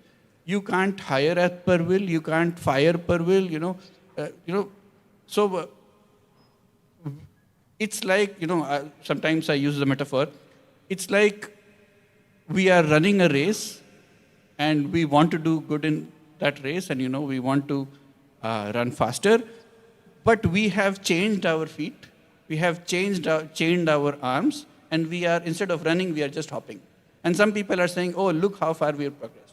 Great, I agree with that. But you can keep on hopping for 50 more years, and yet, if you just undo those chains, you can run far faster, and you can reach you can cover much more ground in a very short period of time. So I don't think it's a time for self-complacency, and I don't think we should get periodic external, shocks to remind us that, oh, we are not doing so well, and, we need to open up and reform.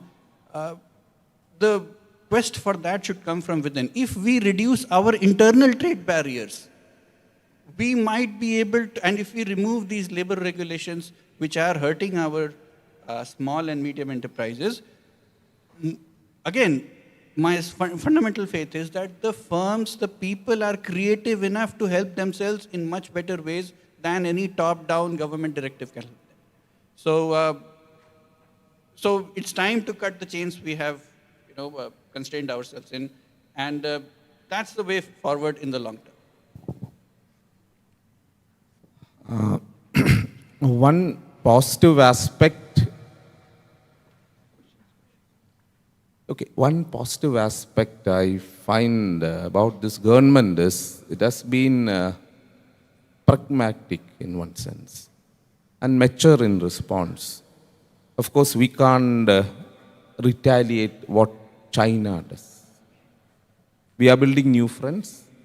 At the same time, I think just ignoring or sensing what the future holds also. Perhaps, as you mentioned, there are some things which are going to shape up for the farmers, for the small traders, etc. Even the GST reforms are a beginning. Let's see how it works in the coming months. Only in the next 6 months only we should know what all positive developments can happen. Okay. Yeah, because students are there, I would just like to show some pictorial slides quickly that would be food for thought. Like you look into it, try to think, more creatively.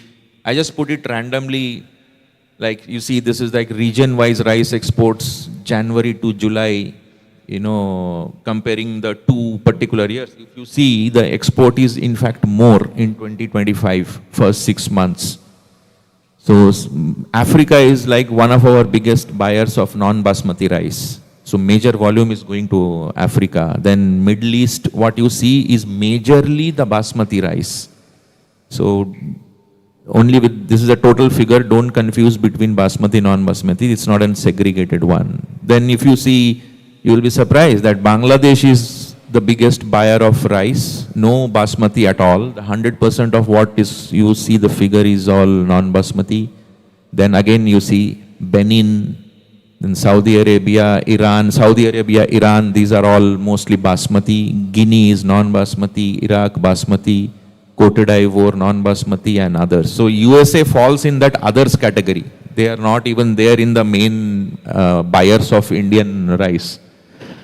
This is again by destination. This is almost similar to the previous one, but again a chart shows monthly Asia and Africa, not North America. Something to see about the port-wise improve. So Mundra and Kakinada, these are ports exporting more of the, Mundra is obviously in Gujarat, Kandla is in Gujarat. The sharp difference is Mundra does all the container ports, Kandla does bulk exports. Kakinada has all the bulk exports, mostly non-basmati. Visakhapatnam, it has, volume has gone up percentage-wise, that's not great. Kolkata is small.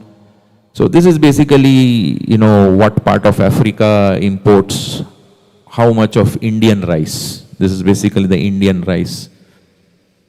Then month-on-month rice exports in lakh tons. Okay, we have seen similar figure. You see, it's all in the rise. 2025, nothing has reduced. That is what, as a, from the diagram chart you can see. So this is what I mentioned already. Saudi is highest, Iraq, Iran, UAE, USA is 6% of basmati. This I am speaking specifically basmati on the top. You can see 6% is around 3 lakh metric tons only. Then Kuwait, Oman, Qatar, 3% each and others. So semi-basmati, that Sona Masuri and all that, basically that goes for the normal consumption, but mostly, you make a batter, make dosa, idli and all those, they cannot be replaced. The people from southern India, those who are there in USA, they cannot just replace that particular rice and use some Thai rice to make the idli dosa batter. So simply they have to bear the brunt of this tariff. Philippines imports a huge amount. They have just opened the doors for us. So the rice exporters are not concerned. Now this is something interesting. You see, we were talking earlier in one of the presentations about the buffer stock. So you all being students know what is a buffer stock. Mainly government maintains it for calamities and all that for rice and wheat only. You see the stock of rice, it has grown to 4 times of what we should actually have. So much of rice is actually being stored in Food Corporation of India, and this is the figure of like on records. A lot of it might have already got spoiled also. But this is where the government has to really act proactively and save the food grains. Well, this is again the stocks which are coming and going, maybe a bit confusing for students now. Well, this is the interesting part for the economy side, where they say from the claim is that 1 lakh crore savings in forex in all these years with this ethanol thing. But you see how the things are being getting offset. The offset is against forex spends for importing 500 million liters per year of ethanol by chemical units. Then there is a loss using the additional fuel in vehicle because it's 30% less energy dense. Forex lost in stoppage of rice exports and loss in starch exports as corn became expensive, because corn is going for ethanol manufacturing as well. So corn became so expensive, we were not able to export from India and earn the dollars. So there is also a repercussion on that. The forex lost in our becoming corn importer from being an exporter. This is the biggest huge tax forego for subsidy in issuing FCI rice. The forex balance might be actually negative. because all these things are offsetting that particular gain which they are mentioning about. And that's an interesting fact where 6 kg rice is being sold to the ethanol manufacturers for just 22.50 per kg. And this also, the government of, subsidy is considered as a food subsidy, is budget documents. They're mentioning it as a food subsidy because they cannot put it as a fuel subsidy. So these are some things which is a food for thought for students as well as somebody who is, looking into the economics of all these things.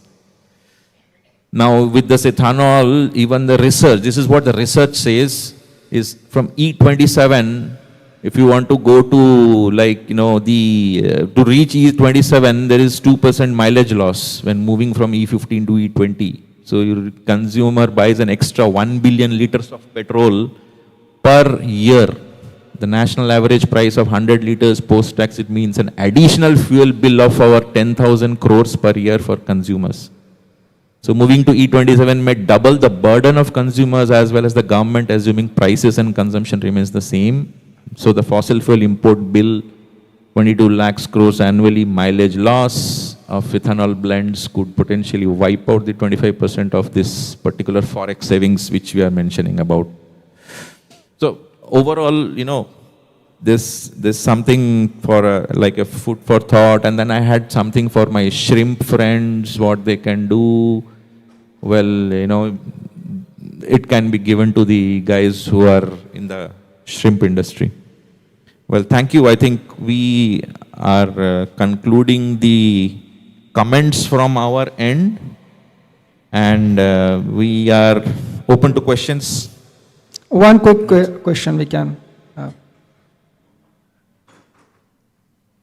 No questions? Students have got a lot of food for thought, but no questions. So, thank you, Somnath ji. Thank you, Professor Abhinav Anand.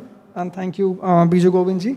Now I request Professor Dey, Subhashis Dey, to come on stage and greet the panelists with the Ponada and a memento.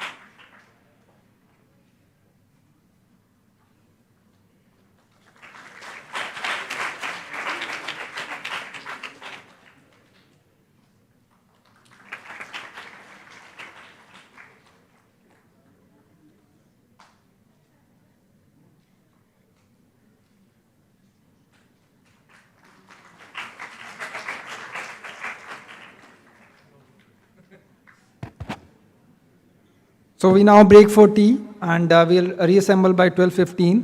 And I have a request to the students. We have very esteemed panelists here. We have Ambassador Rakesh Sood, Ambassador Sujata Mehta.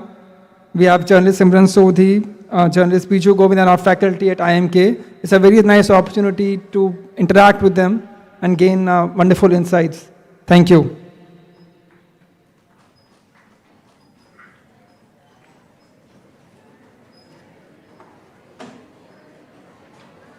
They are increasingly tools of diplomacy, strategy, and conflict. India must navigate a multipolar order where trade negotiations intersect with national security, supply chain resilience, and alliances. Understanding this shifting context is vital for shaping India's future role in the global commerce. We are honored to have an esteemed panel of guests for this discussion today. The first of our panelists is Ambassador Rakesh Sood. Ambassador Rakesh Sood is a veteran Indian diplomat with over 4 decades of experience in international diplomacy and security. He joined the Indian Foreign Service in 1976, serving in key global missions and establishing India's Disarmament and International Security Affairs Division. As ambassador, he represented India in Geneva, Afghanistan, Nepal, France, and was also appointed special envoy for disarmament and non-proliferation. Later, he has been a distinguished fellow at esteemed think tanks like ORF and CSTR, and he continues to influence strategic discourse through writing, commentary, and policy research on India's global engagement and nuclear policy. The second panelist we have today is Ambassador Sujata Mehta. She is a retired IFS officer of the 1980 batch. Her illustrious diplomatic career includes postings in Moscow, Dhaka, UN, and roles as ambassador to Spain and India's permanent representative to the Conference on Disarmament in Geneva. She later served in senior capacities at the Ministry of External Affairs, including Secretary, Economic Relations, BRICS Sherpa, and Secretary West. From February 2017 to March 2023, she served as member of the Union Public Service Commission. The third panelist for today is Ms. Simran Sodhi. She is a Delhi-based journalist and foreign affairs analyst with a master's degree in international relations from American University, Washington, D.C.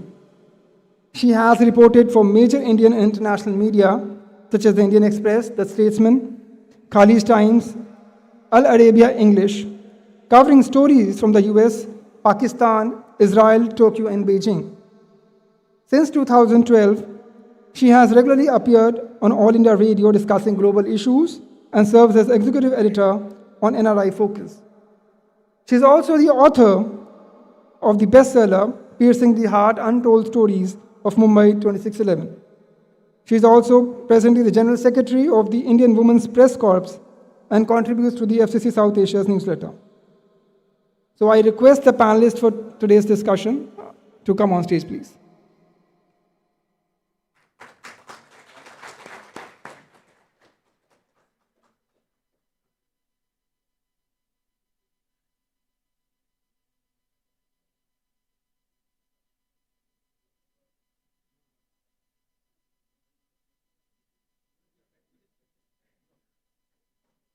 Check.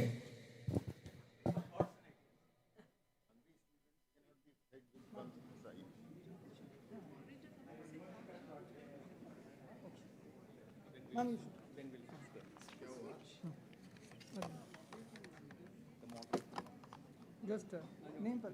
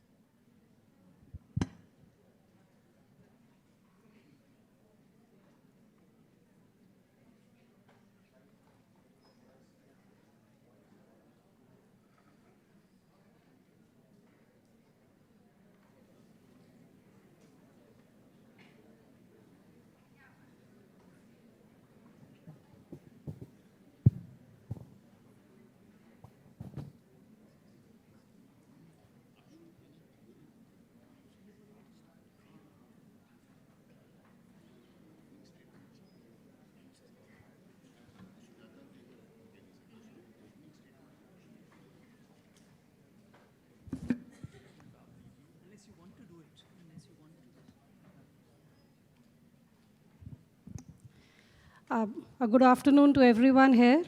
And we are going to be discussing the geopolitics of trade and tariffs. And also, we've had some really interesting lectures and discussions in the morning. And since they were more focused economically, we will try and make this session a little more mix of economics and politics. Because we have two people sitting on my left and right who have covered foreign policy. I have reported on it. And so we will try and see how trade, tariffs, affects geopolitics. And I think my opening statement is only that no one in the world today is unaware of the word tariff. Because if the US president has made something very popular, it's the word tariff. So even for people who were not interested in economics, this has been the perfect opportunity to understand what tariffs is all about. We've also seen that we've had a lot of subject which is coming out. A lot of people are analyzing whether tariff today as used by the United States is merely an economic tool. So the question I am throwing open to both my panelists as we begin this discussion is that when we look at the imposition of tariffs by the United States under the President Donald Trump, do we look at tariffs merely as economic tools, or are they, as many of us today believe, they have actually become tools of coercion which are forcing countries, including India, to bend or change their domestic policies and also their foreign policies in accordance. Ambassador Sood, first to you, please. Thank you. And first of all, thank you to IIMK for inviting me for this. This is the first time I'm having this opportunity to come to the campus, and I am most impressed and delighted that I was able to join everybody. Well, I think tariffs, we have to look at it as a political tool, and certainly President Trump's use of tariffs is totally a political tool. It's not to do with economics at all. It's very simple, because the whole point of trade, as Professor Vipin pointed out and Professor Day pointed out, is that it is a win-win. Whatever the logic be, whether it is Ricardo's comparative theory of comparative advantage, or whether it is Adam Smith's division of labor, but it is supposed to lead to a win-win outcome. In Trump's case, he thinks that it is not more trade that he's after deficits. And a lot of economists have pointed out, including this morning, that deficits is not necessarily a bad thing. A deficit on this side is overtaken by a deficit on the other side. And for example, even the US runs a surplus on trade in services. Where it runs a deficit is on trade in goods, not on trade in services. In fact, it runs a $250 billion or $300 billion surplus on trade in services. So what you are seeing is that it is the use of tariffs purely as an economic tool. And in this process, what you are seeing is a fracturing of what global trading systems were all about. See, the fundamental of a global trading system was the MFN, Most Favored Nation Treaty, which basically meant that if I trade with you and at a certain tariff, then if I have to trade with her, then I must offer the same tariff, otherwise, unless I can justify why there is a difference. What Trump is doing is, he has thrown all that to the winds. And this is fundamentally a rule that was there from GATT, the first, and then WTO, its successor. Trump has thrown that to the winds and is dealing and is negotiating bilaterally with every single trading partner, imposing 10% on UK, 15% on Japan or South Korea, 20% on Taiwan, threatening to impose 100 and odd % on China, which is on pause, 50% on us, 50% on Brazil. I mean, so there is no MFN or any such thing. So the basic fundamental of global trade has been thrown to the winds. And that is being done purely as a political tool. So there is no political logic for either the 25%, with the first one that he imposed on India, or the Russia oil. And I think all of you have read enough about it, so I don't need to go into why both of these are politically driven decisions. Ambassador Mehta, if you could take the discussion forward, and also just adding on to what Ambassador Sood has said. So the US tariff strategy seems to be a part of a broader challenge to trade multilateralism. The introduction of differentiated tariffs by country with notable exceptions for certain geostrategic partners reflects a desire to redefine global trade power dynamics outside frameworks such as the WTO. This policy may also reshape alliances and trigger retaliatory measures from targeted powers. Would you agree with this analysis? Thank you. Yes, I would like to respond to that, but before that, may I make a couple of points. First of all, this is my first time here, and I'd like to thank the institution very much for inviting me. And it's a pleasure to be here in this institution. Before I respond to the points you made, I would actually like to take a step back and restate, as it were, some broad understandings about this topic. Trade and politics, trade and tariffs have always been a fact of life working together. At the time of the expansion of the British Empire, it used to be said, trade follows the flag. So it's not something new that trade and politics have been partners as they proceed. Post the Second World War, there was a secular expansion in global trade. And that secular expansion in global trade was accompanied by what was perceived as an overall improvement in the physical quality of life for more people than had ever happened before. And greater international trade was one of the factors that was given credit for this. International trade was also seen in the post-World War II years as a way of bringing countries and groupings together.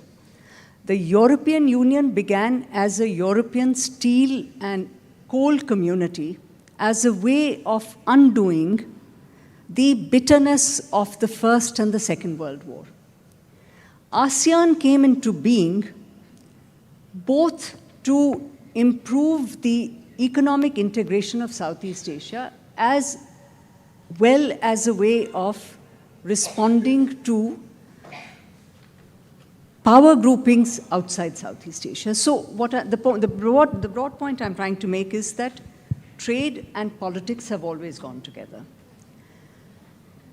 The difference in the present situation is that tariff is being used as a weapon. It is being used as a weapon for unrelated purposes. It is not necessarily to achieve objectives which are in the area of the economy, trade, or related matters, but it is actually being used to hit issues, entities, countries which have nothing to do with the subject at hand. That is really a distinction we need to bear in mind, that tariff is being used as a weapon. It is being used to achieve purposes for which it is not necessarily intended, and in a manner which does away with the promise of predictability, which is seen as fundamental to economic development. So I think those are points that we need to bear in mind. Now, that having been said, how do we respond? A corollary point that I would like to make here is that what is being done is also being seen, as Ambassador Sood said, as fracturing the international trading system at this point. In fact, it is being argued that perhaps the World Trade Organization may never recover from this blow, because the institutions within the WTO are shrinking as it is. But what President Trump has done, or what the United States has done, is ensure that probably we may never be able to achieve global understandings of the manner that we had achieved through the WTO in the 90s and the early 2000s. So, should we be looking at should every country be looking at a series of bilateral arrangements with all other economies? Or are we thinking in terms of a successor multilateral trading system emerging at some point? And till that happens, should we be looking at a variety of trading arrangements? So I think those are really the issues that I think we need to focus on. Thank you. Thank you. So I think we'll move the discussion now to a point which is being discussed a lot, and that is this tariff imposition by the United States also leading to a change in the geopolitical world that we have grown used to? We've grown to having the US as a hegemonic power. We've seen the rise of China. So Ambassador Sood, do you feel that the present or the world order in which we all grew up is changing? And are we headed towards a more uncertain world, a more chaotic world? Or do you see a certain amount of multipolarity emerging? Or, as some people have said, maybe we are going to see Cold War 2.0. Where do you think is this all heading? Well, I'm not going to be able to make a prediction. I'm not an astrologer. But from that point of view. But there is no denying the fact that we are seeing multiple shifts, fundamental multiple shifts taking place, and they are intersecting in time frames. So as a result, the cumulative impact becomes quite transformational. That I would broadly say that there would be the economic shift that is taking place, which we've just talked about in terms of the multilateral global trading system, economic system. The political system that you just mentioned about the rise of China and all that. Now that again has, when we've grown up for the last 100 years or thereabouts, post-World War II, in a world which had essentially two superpowers, the US and the Soviet Union. Each has its own group, as it were, a military alliance, an economic alliance, and that kind of a thing. And then there was the non-aligned world, which tried to get the best possible advantage based on how it related to the Soviet Union and how it related to the United States. With the breakup of the Soviet Union in 1991, it became what everybody calls is a unipolar moment. By 2008, and there is no definite line, it is very difficult to find a dividing line, when the Chinese economy started doing very well. Of course, with WTO, when they joined, it took a big boost and so on. But I would say that around 2008, 9, 10 was when China began to reassert itself, because a couple of reasons. The Chinese had this old Chinese saying that, you know, Deng Xiaoping used to have it, which translated into English is bide your time, hide your light, keep your head low kind of thing. So which means that don't rock the boat, wait till your time comes.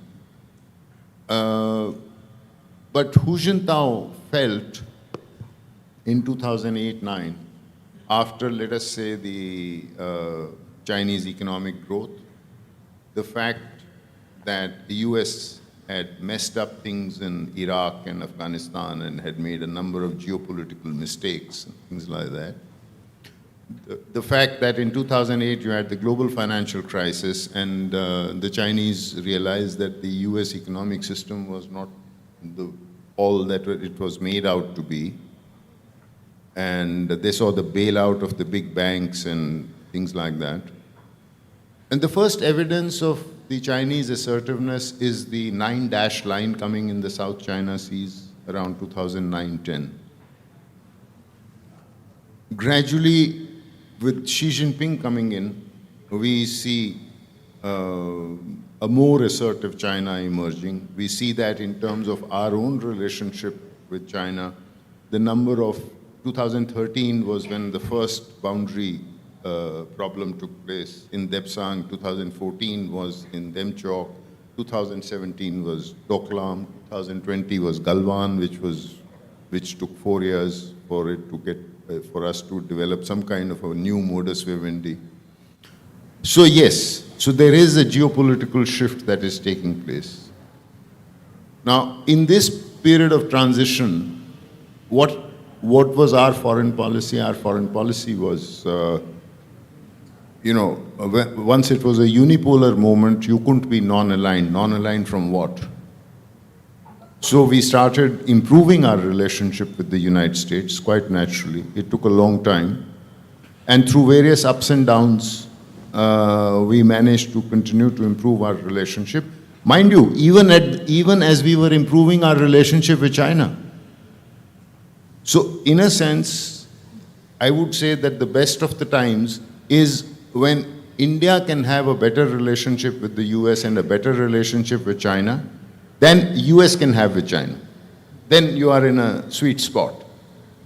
And I think we were okay with this kind of a thing for till about 2005, 6, 7 kind of thing. But after that, when the Chinese perception started shifting, and for some time our relationship with the US continued to remain on the positive trajectory, but as we have seen now, it has moved into slightly more unstable territory. We'll see how long this lasts. So that's where our own political foreign policy challenges come in. How to get a stable relationship with the US and also a stable relationship with China, fully realizing the limitations that may come about and the implications of that for us.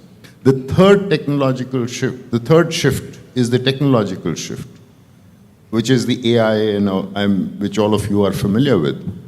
AI, quantum, synthetic biology, space, cyber, the whole nexus of these digital networked world technologies and the impact they are having on everyday life, including in politics, including in governance, including in economic development, including in military affairs, including in intelligence, and so on. So the fact that there are these three transformations intersecting in time is what makes this a particularly difficult moment. I would say that this is going to be more challenging as what 1945 was, except that we don't have the luxury of getting into a conflict in order to come out of that turmoil to then start crafting a new world order. Thank you. Mr. Mehta, taking the China discussion forward, also because I think China has become a point of great discussion, a point of interest for all of us here in India. We have seen as the India-US relation kind of goes down, the relationship with China seems to pick up. And the Prime Minister's visit to China recently for the Shanghai Cooperation Organization, the SCO Summit, has been talked about a lot. There has been a lot of pictures that have come out, and people are saying it's been a power huddle where you see the Indian Prime Minister, the Russian President, and the Chinese leader together. So my questions to you are two. One, is China the winner in all this? Because if the US, by imposing these harsh tariffs on India and other countries, is the US then somewhere pushing us closer to China? So does that make China a winner? And how do you look at this SCO summit? Is the optics being overplayed, or is it something substantial? Thank you. I'm again going to answer another question before I come to the two questions you posed to me. I'm going to be a bit rash and make a prediction. To my mind, the power differential or the power asymmetry between the US and China is still so pronounced that I don't think in the near, medium, even long term, we are looking at parity between China and the US. In other words, I don't see them as two equal poles. I think the US is still the largest, strongest power of all. And to that extent, notwithstanding the fact that China is our immediate neighbor, for us, the challenge will continue to be to have a good and a strong relationship with the US, as with China, as with Russia.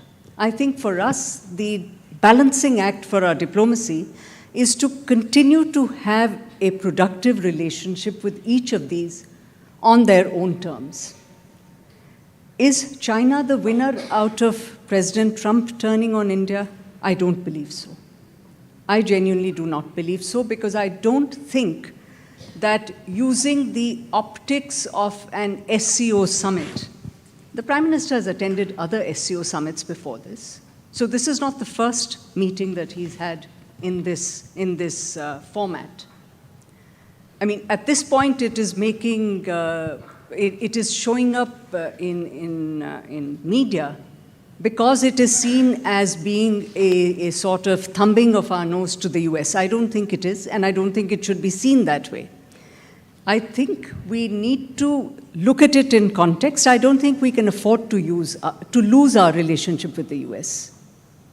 So I think we have to look at each of these in terms of balance.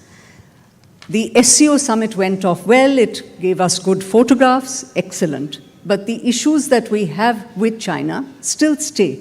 The serious issues we have with China still stay, and we still have to work through those diplomatically. Similarly, the issues that we have with the United States still stay, and we need to work through those carefully and with diligence. A problem which has arisen is that President Trump has openly, unequivocally, categorically stated that he's hitting India not because he has a problem with India alone, but because he has a problem with Russia. So telling us that he is weaponizing our interests against a third party is an extremely problematic position for us to be in. But that having been said, we can't afford to let feelings of hurt and feelings of rancor overcome everything else. We still have to, as a diplomatic establishment, we still have to deal with these relationships, and we still have to work our way forward through these. So that's my answer. So Ambassador Sood, if we talk about the US now, and we've also seen that there has been a lot of discussion that is Trump's tariffs hurting the US at the end of the day. Would you say that his tariffs, they won't restore American dominance, but they're speeding up the decline of the US as we have seen? And the world, at the end of the day, is poorer, more uncertain, more prone to conflict because of what he has unleashed on the world. Also, the question is not whether the old order can be saved. A lot of people believe it can't. The question is whether, after all that we have seen taking place, we can create a new set of rules, new institutions. Is that a possibility? Or by the end of all this, we are going to stumble into chaos? So how do you see this going forward? It's a whole set of long questions. So I guess you guys are going to ready to skip lunch, because now I'm going to get into a long lecture.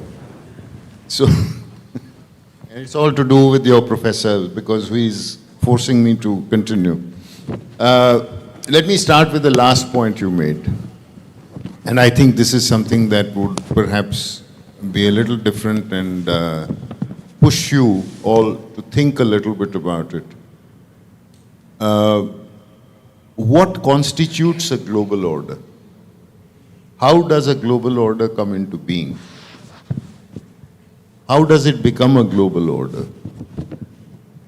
I've thought a lot about this and written about it, and my conclusion, looking at history, looking at how global orders came into being, and we can look at, let's say, if you look at United Nations. United Nations is a perfect example of a global order. All the countries are members of the United Nations in some fashion or the other. And it came into being after World War II. The big realization was that wars are incredibly destructive, and you know the nuclear bomb had been used in August of 1945 by the US and Japan, and that shocked everybody, including the Americans, including others, and so on. And so they said, never again wars of this kind. And the UN Charter was drafted, and it starts with this thing to prevent, Sujata would remember the Charter by heart, I'm sure, but to prevent succeeding generations from the scourge of war. That's right up front. Now, the order, so it has been born out of crisis. If you go back before that, you had the League of Nations after World War I. That was also born out of crisis and a big war. But the League of Nations failed to prevent World War II. It ended a quiet burial. And then out of World War II was born the United Nations. So two things that become necessary for any kind of a global order is a basic degree of convergence of views among the major powers of the day. Okay? A basic degree of convergence of views among the major powers of the day. And secondly, the ability to sell that convergence, that product of that convergence, to the rest of the world. So now, Germany was not involved in setting up or drafting the Charter of the United Nations, nor was Japan, nor was Italy. It was the victorious powers, the allies, who got together to draft the UN Charter. But then, and they drafted it, they also created some, on the face of it, they said all countries are equal, and they created a UN General Assembly where there is one country, one vote. But at the same time, they created a Security Council where they put 5 countries as permanent members. And these 5 countries were the ones that had won World War II, right? So you had US, Soviet Union, UK, France, and China. Now, they sold it to everybody else, saying democratic system, United Nations. Everybody saw that it's not exactly democratic. I mean, these 5 have sort of kept certain privileges for themselves, but they were able to persuade the rest of the world to come and join and take part in the UN. So a new world order got created, and along with that were the various other things that happened, world trade, just before that, the financial institutions, the Bretton Woods. But Bretton Woods, mind you, was dollar-dominated, so it was the Western world. It was not, did not include the Soviet Union at that time. And now this is the order that began. There is a kind of a mistaken nomenclature that liberal international rules-based order. Now this order was not an international order. This was a Western order. It existed insofar as the Western world was concerned. Yes, everybody joined the UN, but otherwise the dollar-based system, that was essentially in the Western world. Soviet Union had its own grouping, the Warsaw Pact countries for military, and the Comecon, the Council for Mutual Economic Assistance for economic trade, and so on. This comes to an end with the breakup of the Soviet Union. Now, the feeling is that there was a very famous book that came out at that time called The End of History, which basically said history has ended. Liberal democracy is the political system that has emerged victorious, and capitalism is the economic system that has been successful.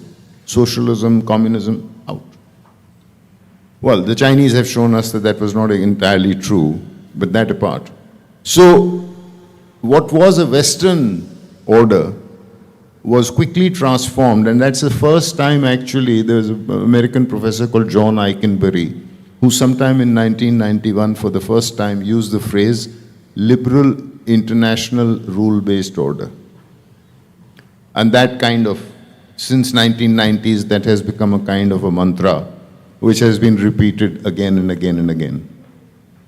Clearly, that was, but this, underlying that was a unipolar world, politically speaking, because there was one superpower.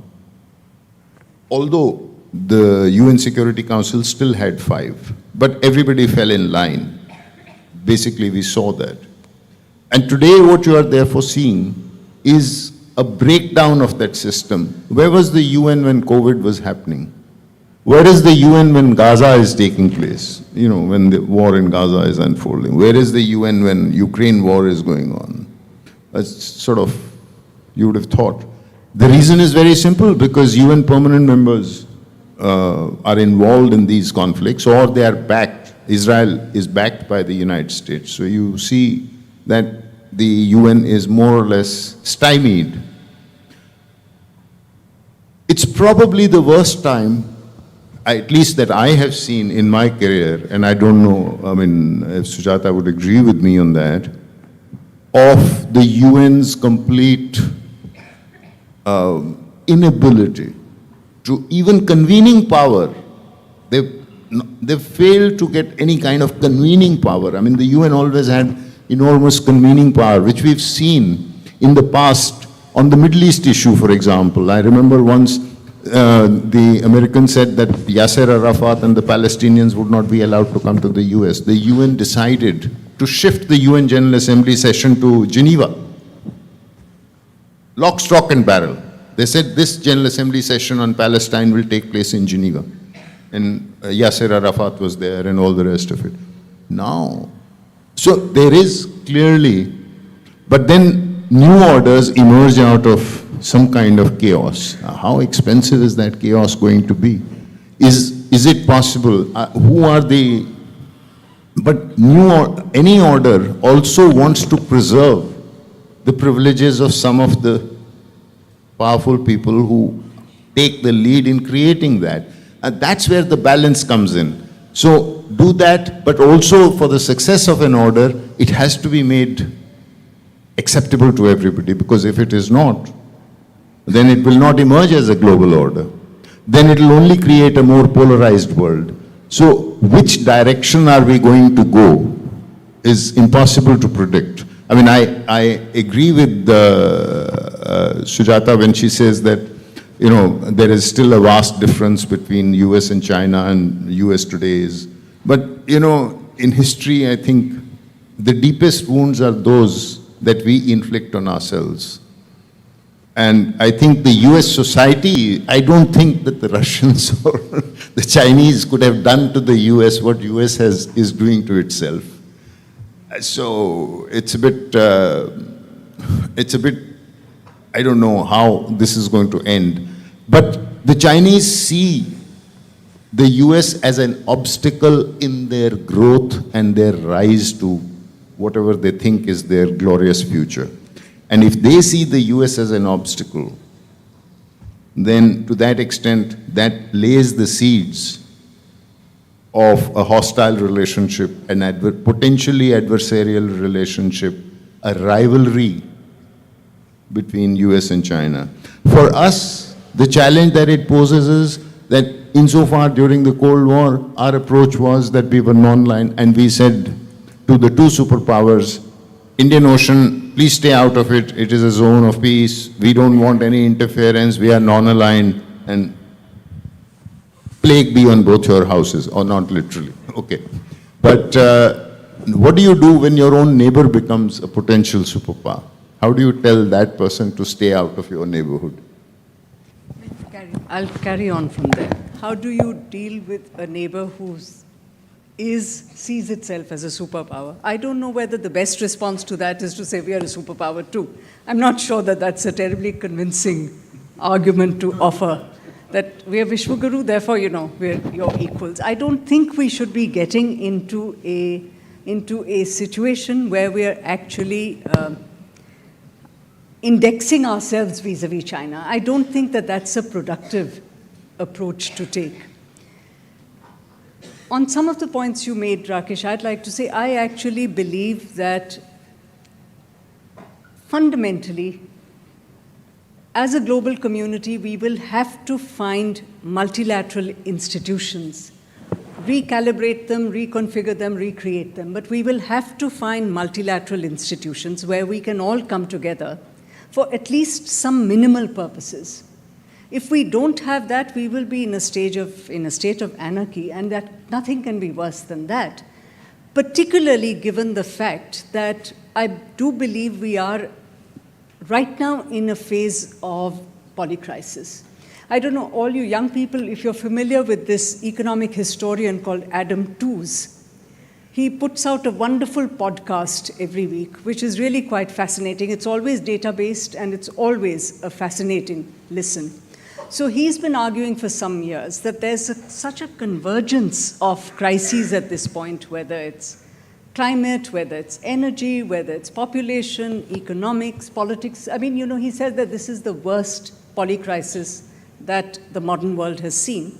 And it will really take an intense amount of cooperative effort to come out of that. So we will have to create institutions and structures to be able to deal with this. So that is something we will have to come together. I know at this stage, as Rakesh has just said, the UN is missing in action. The UN is missing in action from almost any crisis that has come in the last 5 years. But that having said, absent an institution, how are we to deal with these collectively? Not all of us have the resources of a United States or an India or a China or a European Union to gather the strength to deal with the problems. There are countries which are literally single-issue countries, which are 10 square miles, which have 942 inhabitants. How on earth are they to deal with their problems unless we come together in some sort of collective action process? So new institutions, reconfigured institutions will have to come. The World Trade Organization, I spoke of that earlier, is in the process of coming apart. Its own appellate bodies no longer exist, are no longer able to function. The US, by introducing unilateral sanctions, by imposing unilateral sanctions, has in any case devastated the area of work of the World Trade Organization. However, there are others. Professor Day spoke about RCEP as a potential multilateral grouping. People are talking of the CPTPP, the Comprehensive Progressive Agreement for a Trans-Pacific Partnership. This is largely East Asia based, but the European Union is joining the CPTPP. The UK is in the process of joining. There are people who are arguing that India too should seek to join, that could be a kind of nucleus of a new multilateral trading order. So options are needed and options will have to emerge. I think that's something we'll have to think about. I would like both of you, whoever wishes to first take this on, is India's response to this changing world order, to Trump's tariffs. And India has defined its response as a strategic autonomy, which means that as a nation, India has a right to do actions that are in its own national interest. So India's rationale is that we will continue to buy oil from Russia because this is India's choice and the US cannot dictate us our choice. Similarly, the reaching out to China. At the same time, we have negative signals coming from the US, and once in a while, we have a more positive signal coming from the US. But we also see that when India talks of strategic autonomy is not possible unless and until India is assured of a strong economic growth. Because without that, this foreign policy tool will become invalid. So I think this is also a perfect example of how economics and foreign policy actually merge. And there is, at the end of the day, not much of a distinction between economics and foreign policy. So, Ambassador Sood, Ambassador Mehta, whoever wants to. Well, I'd actually like to address the challenge that we face with the United States. I think that's actually a very crucial issue that we need to think about deeply. At this point in time, President Trump has said that there's 25% and there's 25% to impose compliance or to extract compliance. There's separately news about a potential tax being imposed on outsourcing by US firms. And again, the obvious target of that would be India, and we need to be aware of that and cognizant of that. Now, companies that outsource their processes to India do so for their profit. They're not doing it as an act of charity to us. But the imposition of taxes on that would hurt us. We also see some signs of sentiment growing in the United States against the immensely successful Indian immigrant community.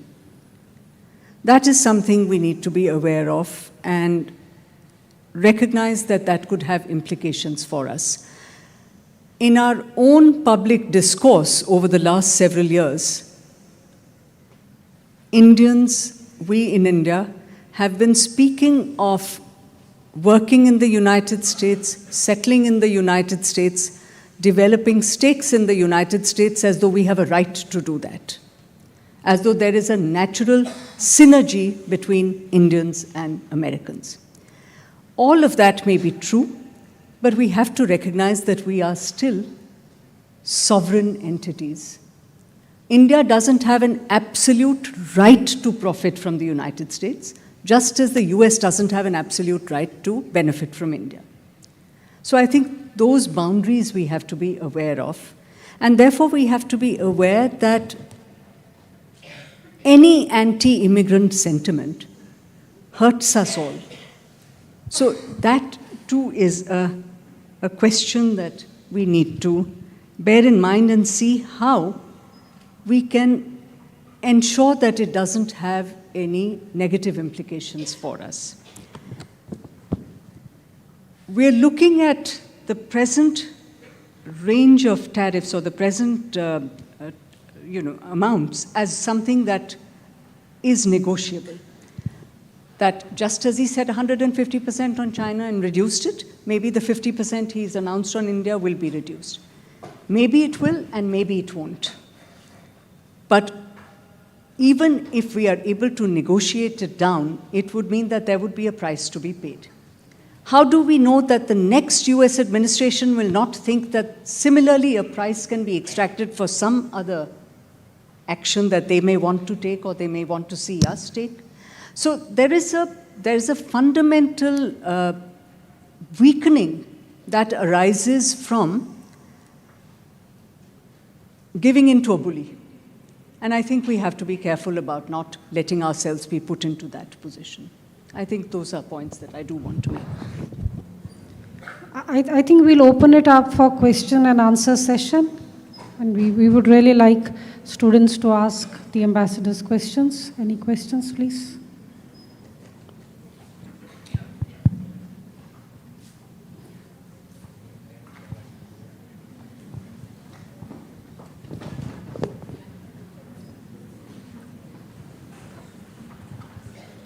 Good afternoon, respected guests. I'm Shadan from Safi College here in Malappuram. So today's discussion was all about India's position in the New World Trade Order and the political situation, the geopolitical situation and economy, etc. So what I wanted to ask was, India is the #1 country in terms of crediting remittance from a lot of mostly from our generation and previous generations. A lot of people go out right after their education and they get a better living abroad.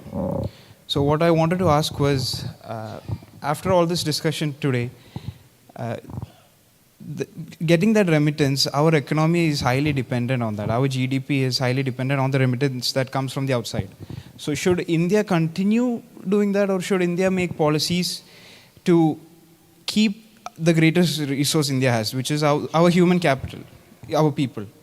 So should the Indian government keep this going, or should they make a policy to change it?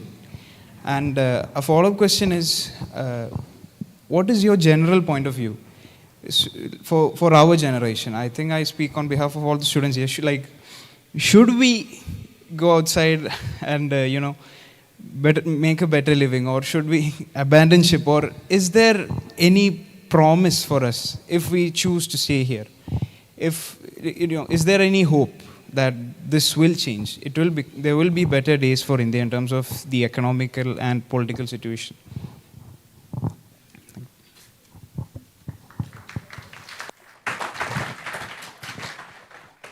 Well, I think that I don't know how dependent economically are we on the remittances. I don't think that is such a high percentage.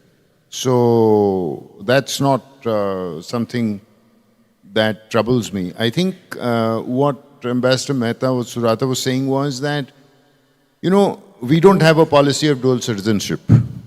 So once you have taken on the citizenship of another country, and we have had waves of immigration, in the sense that we've had waves of immigrants who have gone out from the time of the British days, and these are different generational issues. The US, the most important one that we are looking at today, is a very successful diaspora. And one of our colleagues recently wrote about it, and he said, there are some assumptions which we need to get out into the open and demolish them if we want to look at how we are going to manage our relationship with the US. He said the first relationship that we had was, and this is, he said, we thought we'd had a pretty good deal with Trump in the first term. I mean, we managed it pretty okay. And at the end of it, we felt that, Trump and Modi had a good friendship, and they keep saying that my friend Donald and my friend Modi and great leaders and all the rest of it. And so there was a kind of a tacit assumption that perhaps the second term would go pretty well.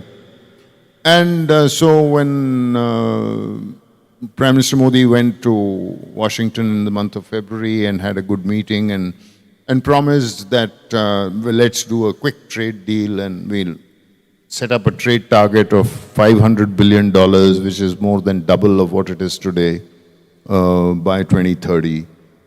People thought that, okay, I mean, this is beginning on a good note. Anyway, that turned out to be a flawed assumption, as we know. The second assumption was that we've always maintained, and I think this is part of all of us, including Sujata and me, both of us who have worked on India-US relations for many years, there was an underlying geopolitical driver which we worked on through patient dialogue with our counterparts. See, the India-US relationship was to undo the distances that had grown among us through the Cold War, right? And mind you, there were plenty of really bad moments. I mean, 1971, when the Bangladesh crisis was on our heads, you would not remember perhaps, but at that time, the US was extremely, extremely hostile to India for the simple reason, and they were very pro-Pakistan, for the simple reason that Pakistan was playing a crucial role in enabling an American opening to China. Okay, it is in the month of June, July 71 that the then National Security Advisor for Nixon, Henry Kissinger, comes to Delhi. We are struggling with this millions of refugees that we had, the numbers went up to something like 10 million at its peak. 10 million refugees from then East Pakistan in India. And India is trying to convince the rest of the world what a burden it is and how, and what the Pakistani military crackdown on the Bengalis in East Pakistan is, the horrors it is wreaking on them.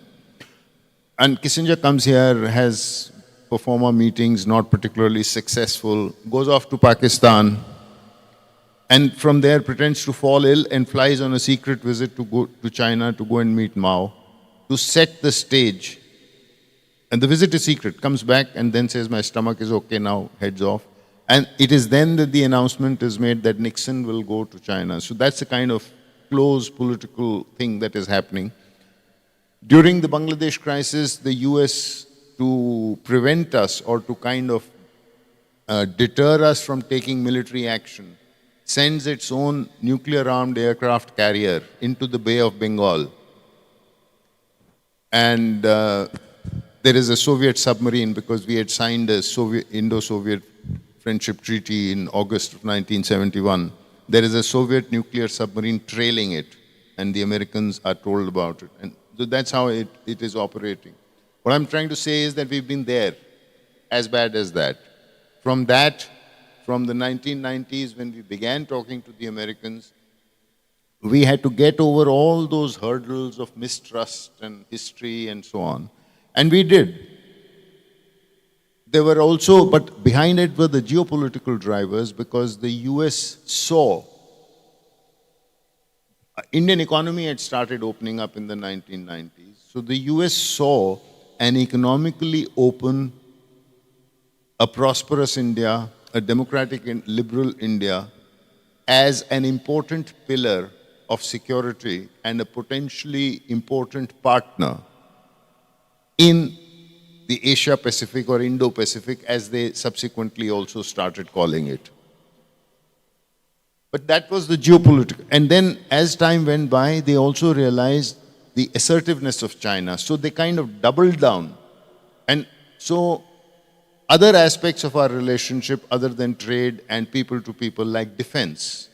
We had zero defense ties with them till 2005. From there till now, we have committed to buy $25 billion worth of US defense equipment. High technology. We didn't have any technological trade or anything like that. In fact, we were under sanctions. We could not acquire sensitive areas. We couldn't even be entertained for sensitive areas of technology. All of that has shifted gradually. We are talking of manufacturing jet engines like F-414 of the GE, for Tejas, for our military fighter aircraft, and all kinds of things. So but today we don't know what is the equation that today's America under Trump wants to have with China. So that assumption is also a little this thing.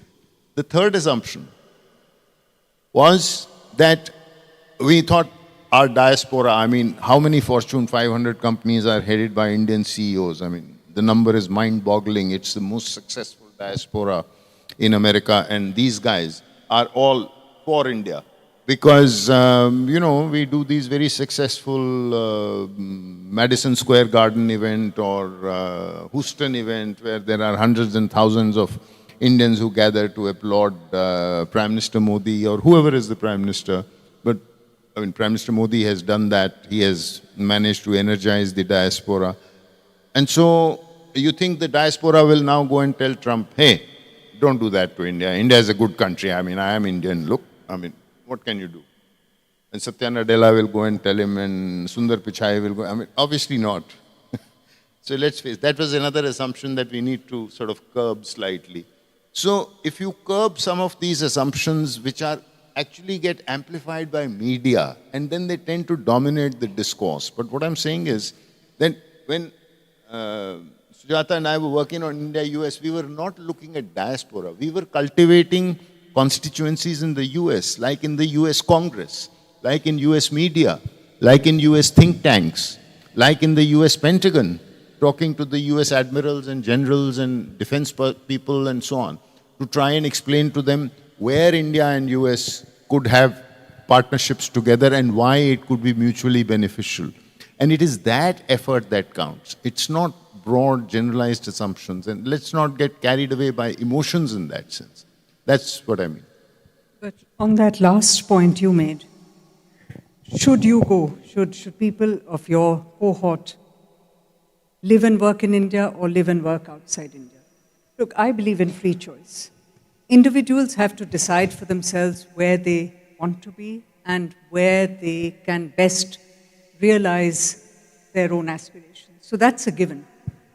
But as a system, as a country, we need to think carefully about why it is that the most talented young people want to leave. What is it that is an impediment to their realizing their aspirations within India? We need to acknowledge it and we need to correct it. Because we ought to be actually a country where people want to live and contribute. So that's a limitation in our governance structures, in our governance systems, that we need to correct somehow. I don't know how we'll do it, but that is something that needs deep reflection and concern. So that's really the answer to what you said.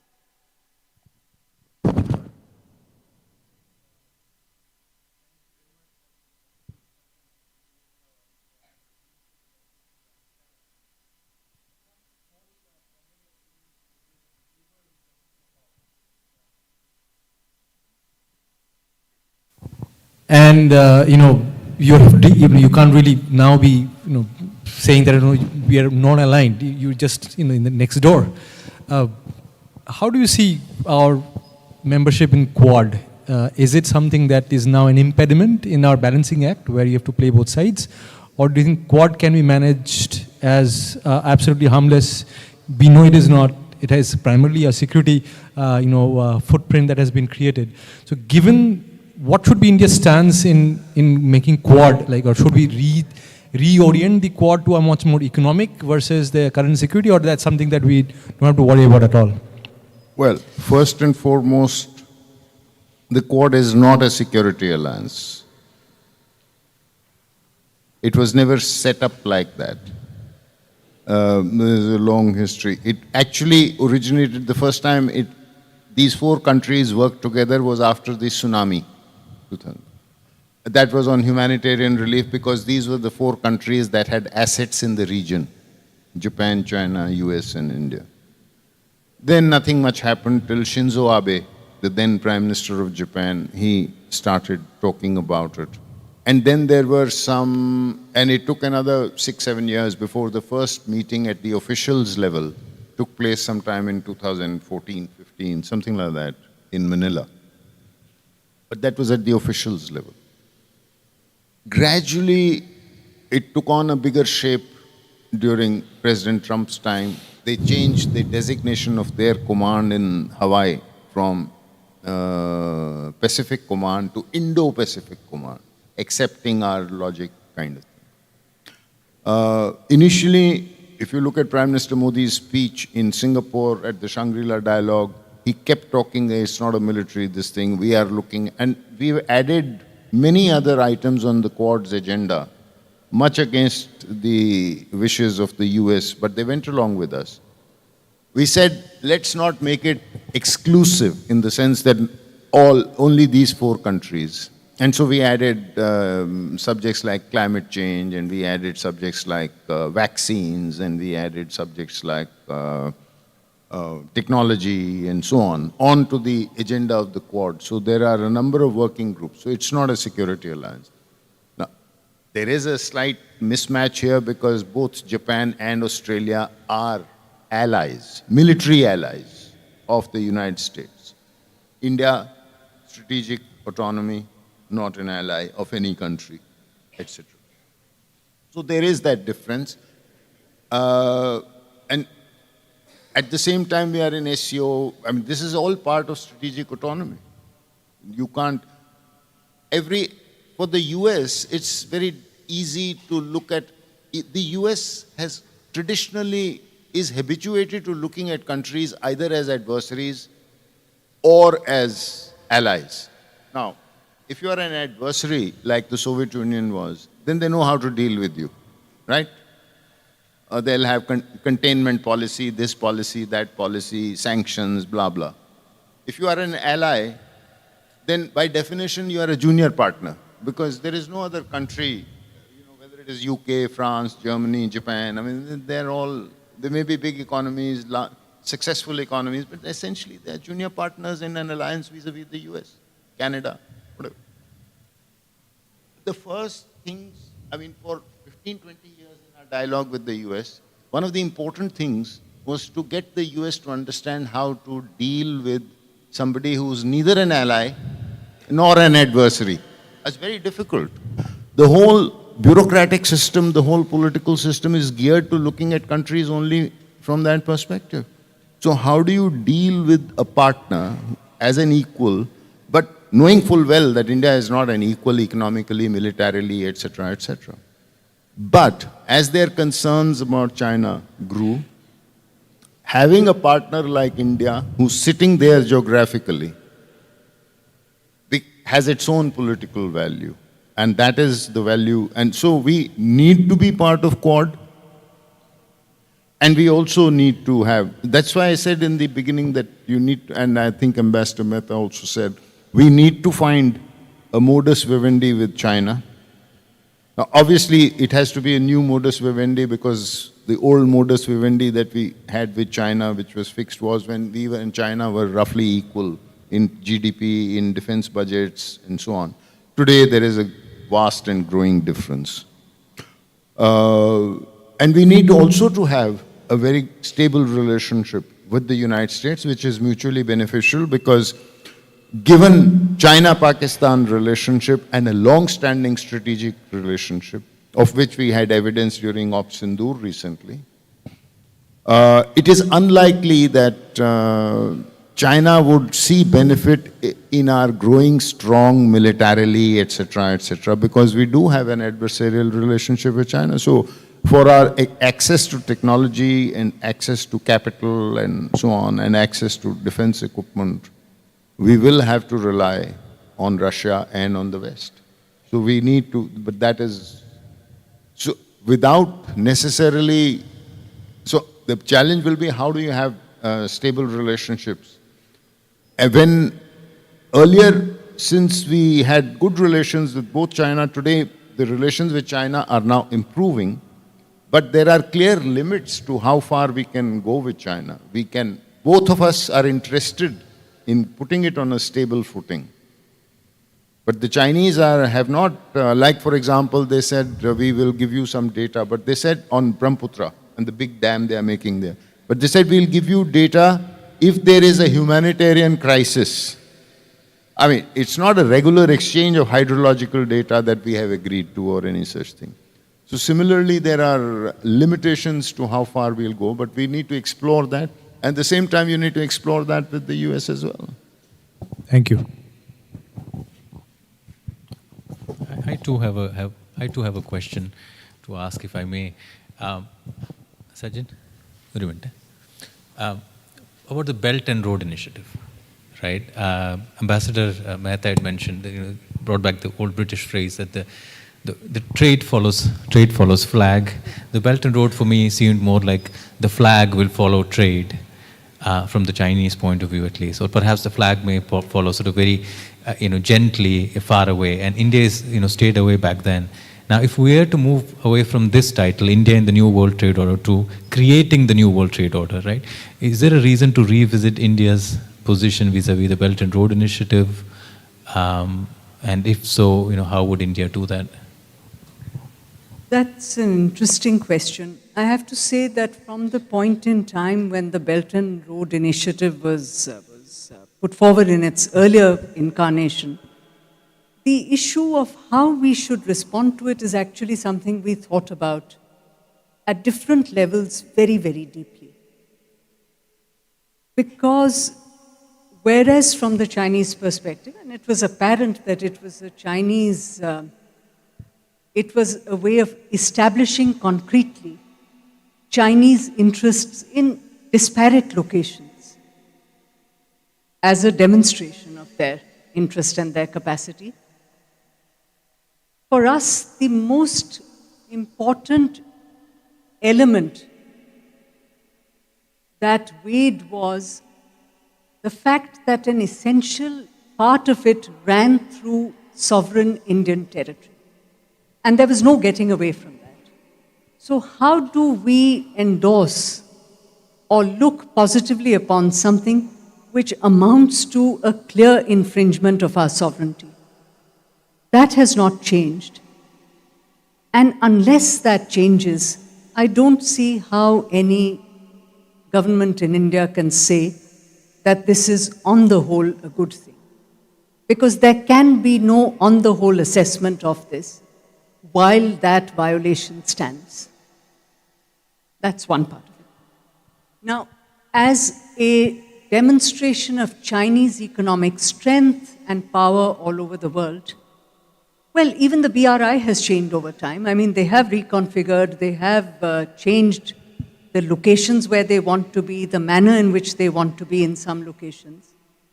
I think that's something we'll have to live with. I really do believe we'll have to live with, and I don't think it's incumbent on us to support it or to welcome it or to validate it in any way. They are where they are because they are such a strong power. We will go and establish ourselves, whether through private capital, whether through government support, wherever we can. And there is probably going to be a difference between what they can do and what we do. But I really see no reason to feel undermined by what they're doing. Until such time as CPEC stays where it is, I don't think we can be in a position of supporting BRI. CPEC being the China-Pakistan The China-Pakistan Economic Corridor, which goes through Karakoram, I don't think we can possibly support BRI. So long as it is central to BRI, I don't think India can support it. I should say that there have been so many occasions and so many multilateral groupings where India and China have been there, where China has actually sought endorsement of BRI. This has happened year after year after year in a very routine fashion in various communiques, and we have always stood aside from that. And I think everyone recognizes why we do so. And I don't think that has hindered or hampered our interactions in these fora. Yeah, no, I completely agree. I mean, see, the Chinese keep talking about, these three mutuals that we have: mutual respect, mutual interests, and mutual sensitivity. I mean, it's a shorthand for what you are most sensitive about. China is equally sensitive on sovereignty issues as we are. And the Chinese know full well. And therefore, what they are doing in terms of their project passing through what is disputed territory of Karakoram in Pakistani occupied Kashmir, or the part of Kashmir that is under occupation by Pakistan, is something which we would have strong differences and concerns about. And therefore, look, why do you think the Chinese insist on a one China policy? Taiwan is a reality, right? And so, again, if you go back into history, I always look at it, after the Americans began the process of normalization with China, which began with Kissinger's visit in July of '71, and then Nixon's visit when he landed in China in February of '72. It took another 7 years, 7 years, before the full normalization took place. Because till that time, the American embassy, the American did not have an embassy in Beijing and vice versa. The American embassy was in Taipei, in Taiwan, and they had an embassy. And then came the challenge for the Americans to find a way, because the Chinese said one China policy. And so how do the Americans dump Taiwan? Or dump is perhaps putting it strongly, but okay, let me put it in diplomatic terminology. How do the Americans manage their relationship? Right? Right. So how do they manage their relationship with Taiwan while normalizing relations with Beijing? And there was a very strong lobby. There was a very strong lobby in America which wanted, because they had grown up with the literally military alliance kind of structure with Taiwan. But in order to accept that, so first they passed a law called the Taiwan Relations Act in 1979. The Taiwan Relations Act said that America will support Taiwan militarily to make it capable to be able to resist any integration by force or by military means. So you're saying, I'm not coming necessarily to your defense, but I will, your Congress, but that depends on how much money the Congress is now going to authorize, not in 1979, but in, say, 2025. And then they went, and then this, having passed this, because this was the best deal they could get out of Congress, having had this act passed, they went to the Chinese and they said, and the Chinese gave them an assuring statement, we have no desire, we have no deadline for reunification, we are not looking at any forcible this thing or a deadline or anything. We believe in reunification because it is one China policy, and hopefully that will take place, and we hope that it will take place through peaceful means. So that statement was then seen as reassurance by the government in Washington, that, and that's when the embassy shifted from Taipei to Beijing, and they could not call that an embassy now, because the embassy is in the capital of the country. Now you have accepted one China policy. So what was the erstwhile embassy in Taipei is designated as the cultural, economic and cultural office or some such thing. And like our embassy has always been in Beijing because we were among the first to recognize China. We had no office in Taipei. It's only in the mid-1990s, when we started developing our relations with Taiwan, that we established an office, which is also called something like Trade Office. Yeah, called the India Trade Office or Economy and Trade Office or something like that, in Taipei. Initially, we would only send, just out of sensitivity, this is what I mean by mutual sensitivity and all that, we would only send retired IFS officers to man it. Now we send serving IFS officers. So in diplomacy, you have these little people look at tiny signals and things like that. So I think if there are no more questions, we will end this session now. Thank you. Thank you.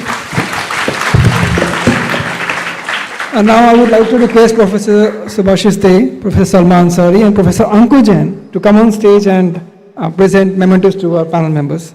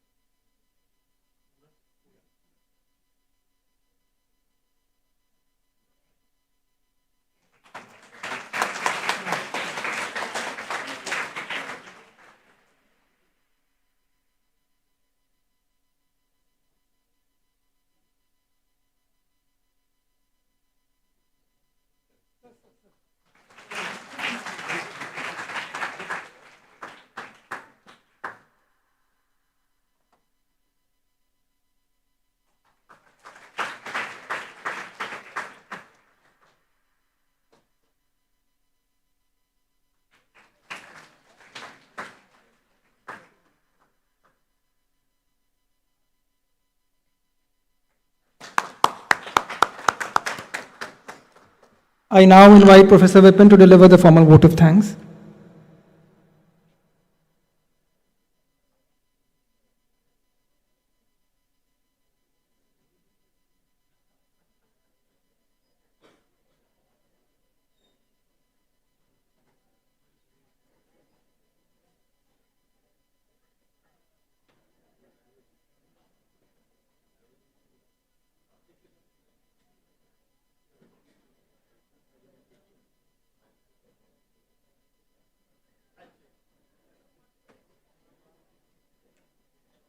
So I stand before you and food, so I will not take long. Let me just say, this is the first of a long series of engagements that the Indian Institute of Management Kozhikode is planning on the question of trade, tariffs, and potentially now the question of creating a new world trade order.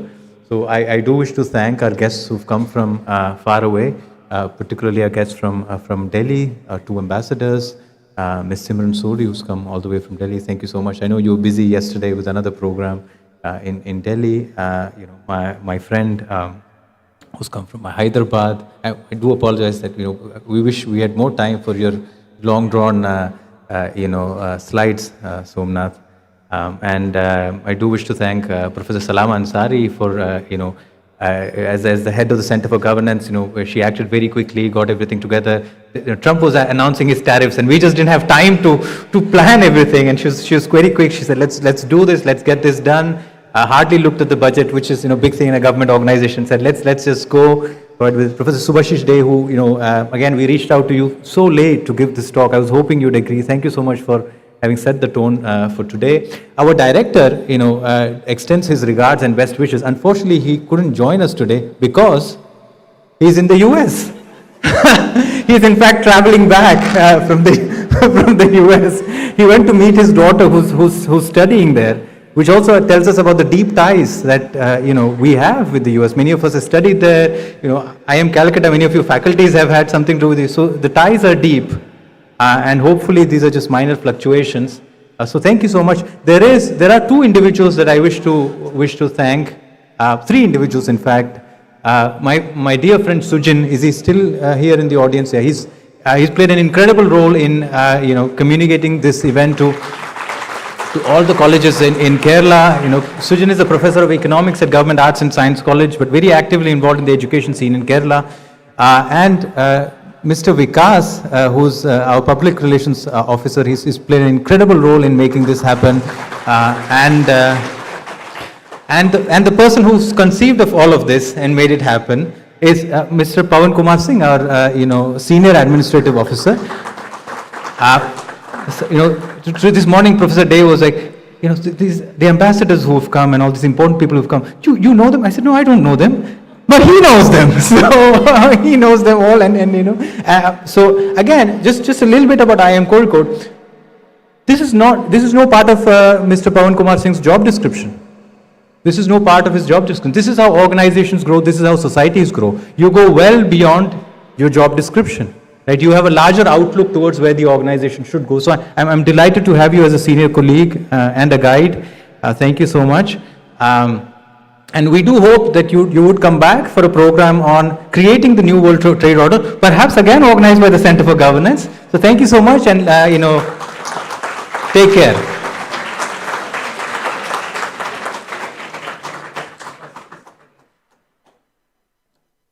On behalf of IIM Kozhikode and Center for Governance, I thank all our speakers, panelists, and guests and participants for their valuable contributions. We wish you all a pleasant afternoon ahead. Thank you.